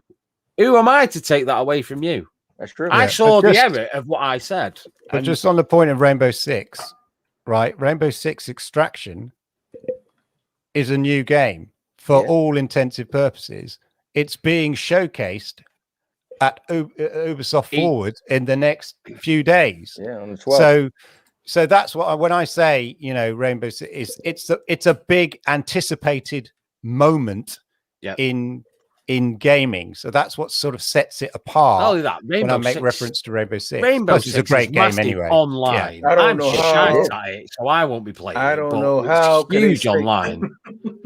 Oh, what you gonna say, Cherry Man? I don't know how they're gonna say the games are. I don't get that. How you gonna? Okay, games are old, but before I'm gonna start, this gen consoles are getting old games too. So I don't understand. Yeah, exactly. There's a demand for people. So why is it old? How's remastered? It's still You get great. remastered games. Look at Judgment. Absolutely. It's I equate it back to the movies. Classic movies get re-released at the cinema. They get re-released on DVD. They get remastered. Because people have a love for them games, and a generation might have missed it. So you got Rachel games. Stadia's getting new games. They get new games. Absolutely. There's a place for everybody. There's a place for everybody. And what Nimbus said, this is exactly what I'm saying. Nimbus said that's why games like Rainbow Six have done well, because they've been changed well over the years. They get updates, they get add-ons. That's what's a live service. Keep it fresh. Now Codex is right though. You could take a game that's not live service, right? You could take a game like let's say this, right? You talked about it today. It was talked about tonight. I think it was Assassin's Creed 3. And it was on Rock Show. What's remastered about it? And they were all like, "Oh, I don't know. It's the textures, just the character models, the graphics, all the shadows, the lighting. You might not appreciate it, but Ubisoft have put their effort into that and remastered it. And I love that game anyway, so I'll probably replay that because it's remastered. Last of Us, we've talked about this before, Anthony. Last of Us, great game. And then they remastered it, and everyone's like, "Oh, it blew my mind. It's amazing." The story didn't change. The characters didn't change. Correct. Here, because what I want to say is this: like, I am a big person to say, like, "Oh, it's an old game." But imagine when Eli, a couple weeks ago, he started playing The Last of Us Part 1 on PlayStation 3. You know what I told him? I said, "Dude, it's still gonna look good for it. It's still gonna look good, and the story is amazing." So imagine if I said, "Oh, it's an old game. Don't play that." That was one of the best. Well, that's the best. I finished my Last of Us stream tonight, and 2 weeks ago, someone dropped into the stream, new face, said hello to everybody, brilliant. But then he said, "Why are you playing a game that's 5 years old like it's new?" Right. I said, "Because I enjoy the game, and I'm not doing it to showcase the game. I'm doing it to invite you on the journey with me to experience the game. If you don't want to be here, then it's not for you. But why criticize me for doing something that you've got out of your way to come and see what I'm doing and then criticizing me for it when I'm experiencing this game with people that haven't played it before, that are probably, like Lukey 6 said, he'll never play because it's a PlayStation game. He's not got PlayStation. He's not got PS now. But he's watched me play the game over the series of weeks and experienced it with me. People just, for me, it's just people just like to shit on stuff that they're not into or they don't understand or totally agree, brother. I agree with you. I agree, brother. They can't admit when they're wrong. They can't admit they don't like changing their opinion. Getting people to change their opinion, that is the biggest thing on the planet. I'm open to say, prove me wrong, and I'll go, there we go. I prove wrong. Some people won't have that. They will not have, they'll change the goalpost. They'll say, I didn't say that. I meant this. I didn't say that. I meant this. I didn't mean that, but I said this. Yeah. Whereas I just go like that. Yeah, I was wrong. That's it. And I don't see why people have a big problem of having the mind changed a bit. Negativity is more popular. There you go. There you go. I'm telling you, if we would have, if I titled this "Stadia is dying tomorrow" and we got proof, yeah. That'd be like, I don't know. That'd be like having a podcast and going, "What have Stadia done this week?" With a slide. Or wait. You know what I mean? I think Ray had a show that he was a part of that lasted one episode. That was, what was it called? God, Playhouse, Playroom? I don't even remember, but I know it was supposed to be about PlayStation, and all they did was shit on PlayStation. Bringing that up, man. Stop bringing that up. All right. But that's pretty much what he's saying. I was going to bring it up, but thanks, man. I had to mute my mic then. I was fucking dying. Good point, though, Clive. I will. Did you eat fries? Oh, there were fries. It creates drama, and that's what people man. thrive on. Well, and that's it's clicks too, man. I mean, once people realize that, you know what, if I make a negative spin, it'll get more views.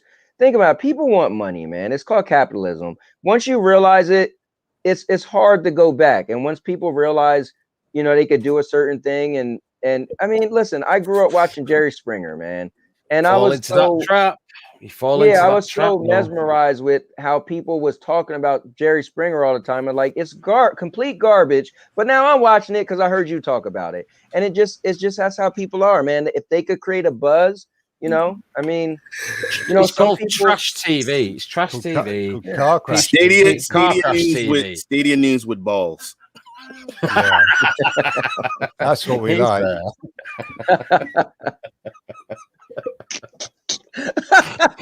Oh, he loves it. He loves it.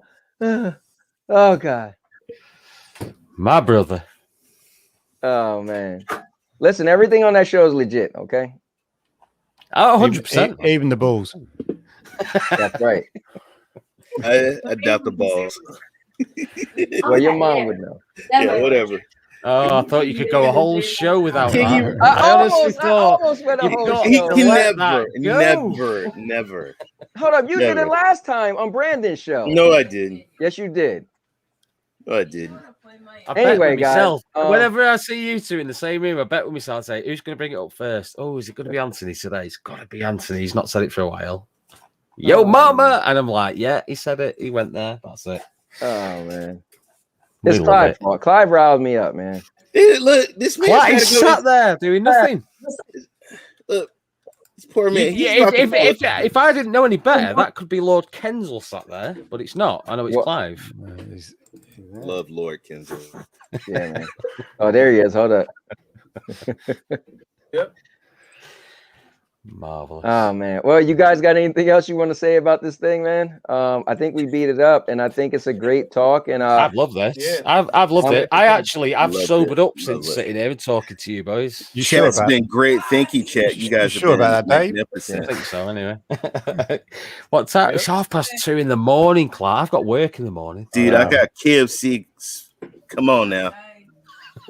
Yeah, my wife came home and she works for the Division of Elections, and it's election day today. So she still got to answer. She was worked since 5 this morning. She got to come home and still get on the phones. And she's like, you got to get off soon because I got to work. I ain't going to be able to do it in the And you're like, hell no, content. I gave her that look.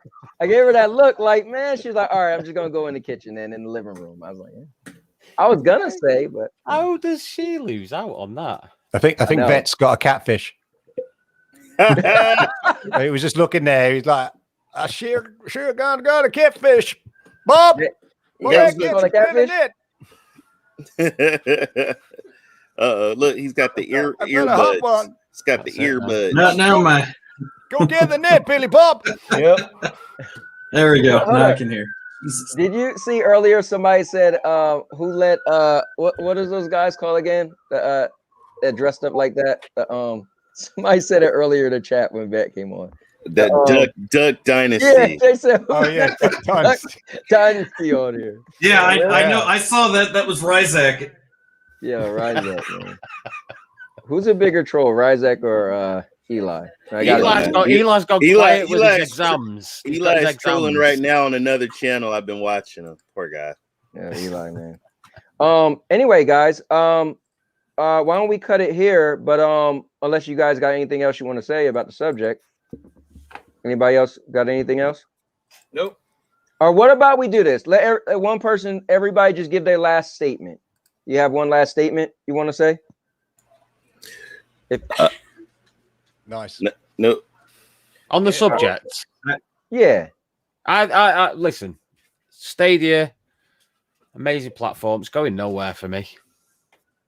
I got a PS5 and I spend about 98% of my time playing Stadia. There you go. There you go. What about you, Chariot Man? Hey, Stadia is going to improve. It's improving. I mean, that's a big deal. Going into Google TVs and all that. Going into those cheap dongles, like $25 dongles. It's improving.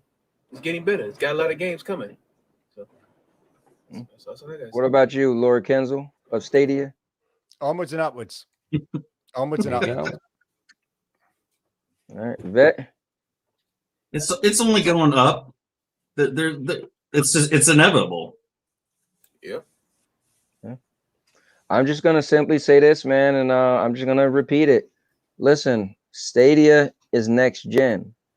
All right. So when you guys stop downloading, then you'll be next gen. Stadia is the future. And now your mama knows. Because I'm a cowboy. Oh, man. Oh, man. I be with his mama. Well, hold on. Oh, okay, Cherry. Oh, well, we all got Stadia controllers readily available. Wow.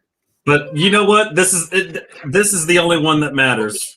Nah, I think the founder. There you go, man. You know? No. Team Wasabi, baby. Got one of these? Wasabi, $50 for that wasabi, man. Come on. Anybody else got one of these? Clive, you got one of these? Yeah, I have. Not on me here. It's in there. It's with my TV. I've got about 9. Not a white one. I've got Wasabi. I've got my founders. I've got 2 or 3. I haven't got. I don't have a black one. Have you got a black one there, Ray? I know that was the founders one. I got. That's the only color I'm missing is the black one. I think I have. I think everybody's missing that one. Yeah, I've got. Yeah, they probably threw it in that lake over there behind. Yeah, I don't have one either. It's over there. Swallowed by a catfish. Yeah. Yeah, I like to get. I get. Guys, why don't you I want you guys to shout out all your stuff where everybody can find you. We can start with you, Ray, and then go around. Ray3473. You can find me on Rock Review, Cloud Station TV, Retro Rewind. We got a show tomorrow, Cloud Station TV. That Dr. Spaceman. I hope your wife, man. The baby's coming, guys. Baby's coming. You guys, pray for Dr. Spaceman. Retro Rewind Sunday, and then I work behind I work behind SBCN and Anthony's Mama. There you go. Chariot Man, go ahead, man. Okay, this is Chariot Man Gaming. You can find me right here on YouTube at Chariot Man Gaming. Also on Twitter, Chariot Man Gaming. Instagram, Chariot Man 85. Hey, I just say, come on through, come and check it out. I'm also gonna be I'll be streaming. I may be streaming tonight. Right after this, Resident Evil. I said part 8, I think part 9. You know, I gotta go get Fred Hauserberg. I gotta go and kill this guy here. Nice. So come. Mr. Clive. Yeah, YouTube, Clive Illingdon, Twitter at Clive Illingdon. That's it. Nice. You can Mr. Dave. Codex Entertainment. Although I am stepping away from the game streaming world, I'm not stepping away from the Stadia world. I finished off a live stream tonight, and I'm in 2 minds whether to do a sequel live stream. But tomorrow, on Thursday, I've got the CEO of Liquid Bit Games on the podcast, Matt Chet. Nice. And then also I've got Movie Talk on Thursday as well, live. So Codex Entertainment, Codex Ent79 on Twitter. And there we go. Nice. My man Vet. Yes, Vet Cloud Gaming on YouTube and over on Twitter, Vet Cloud Gaming.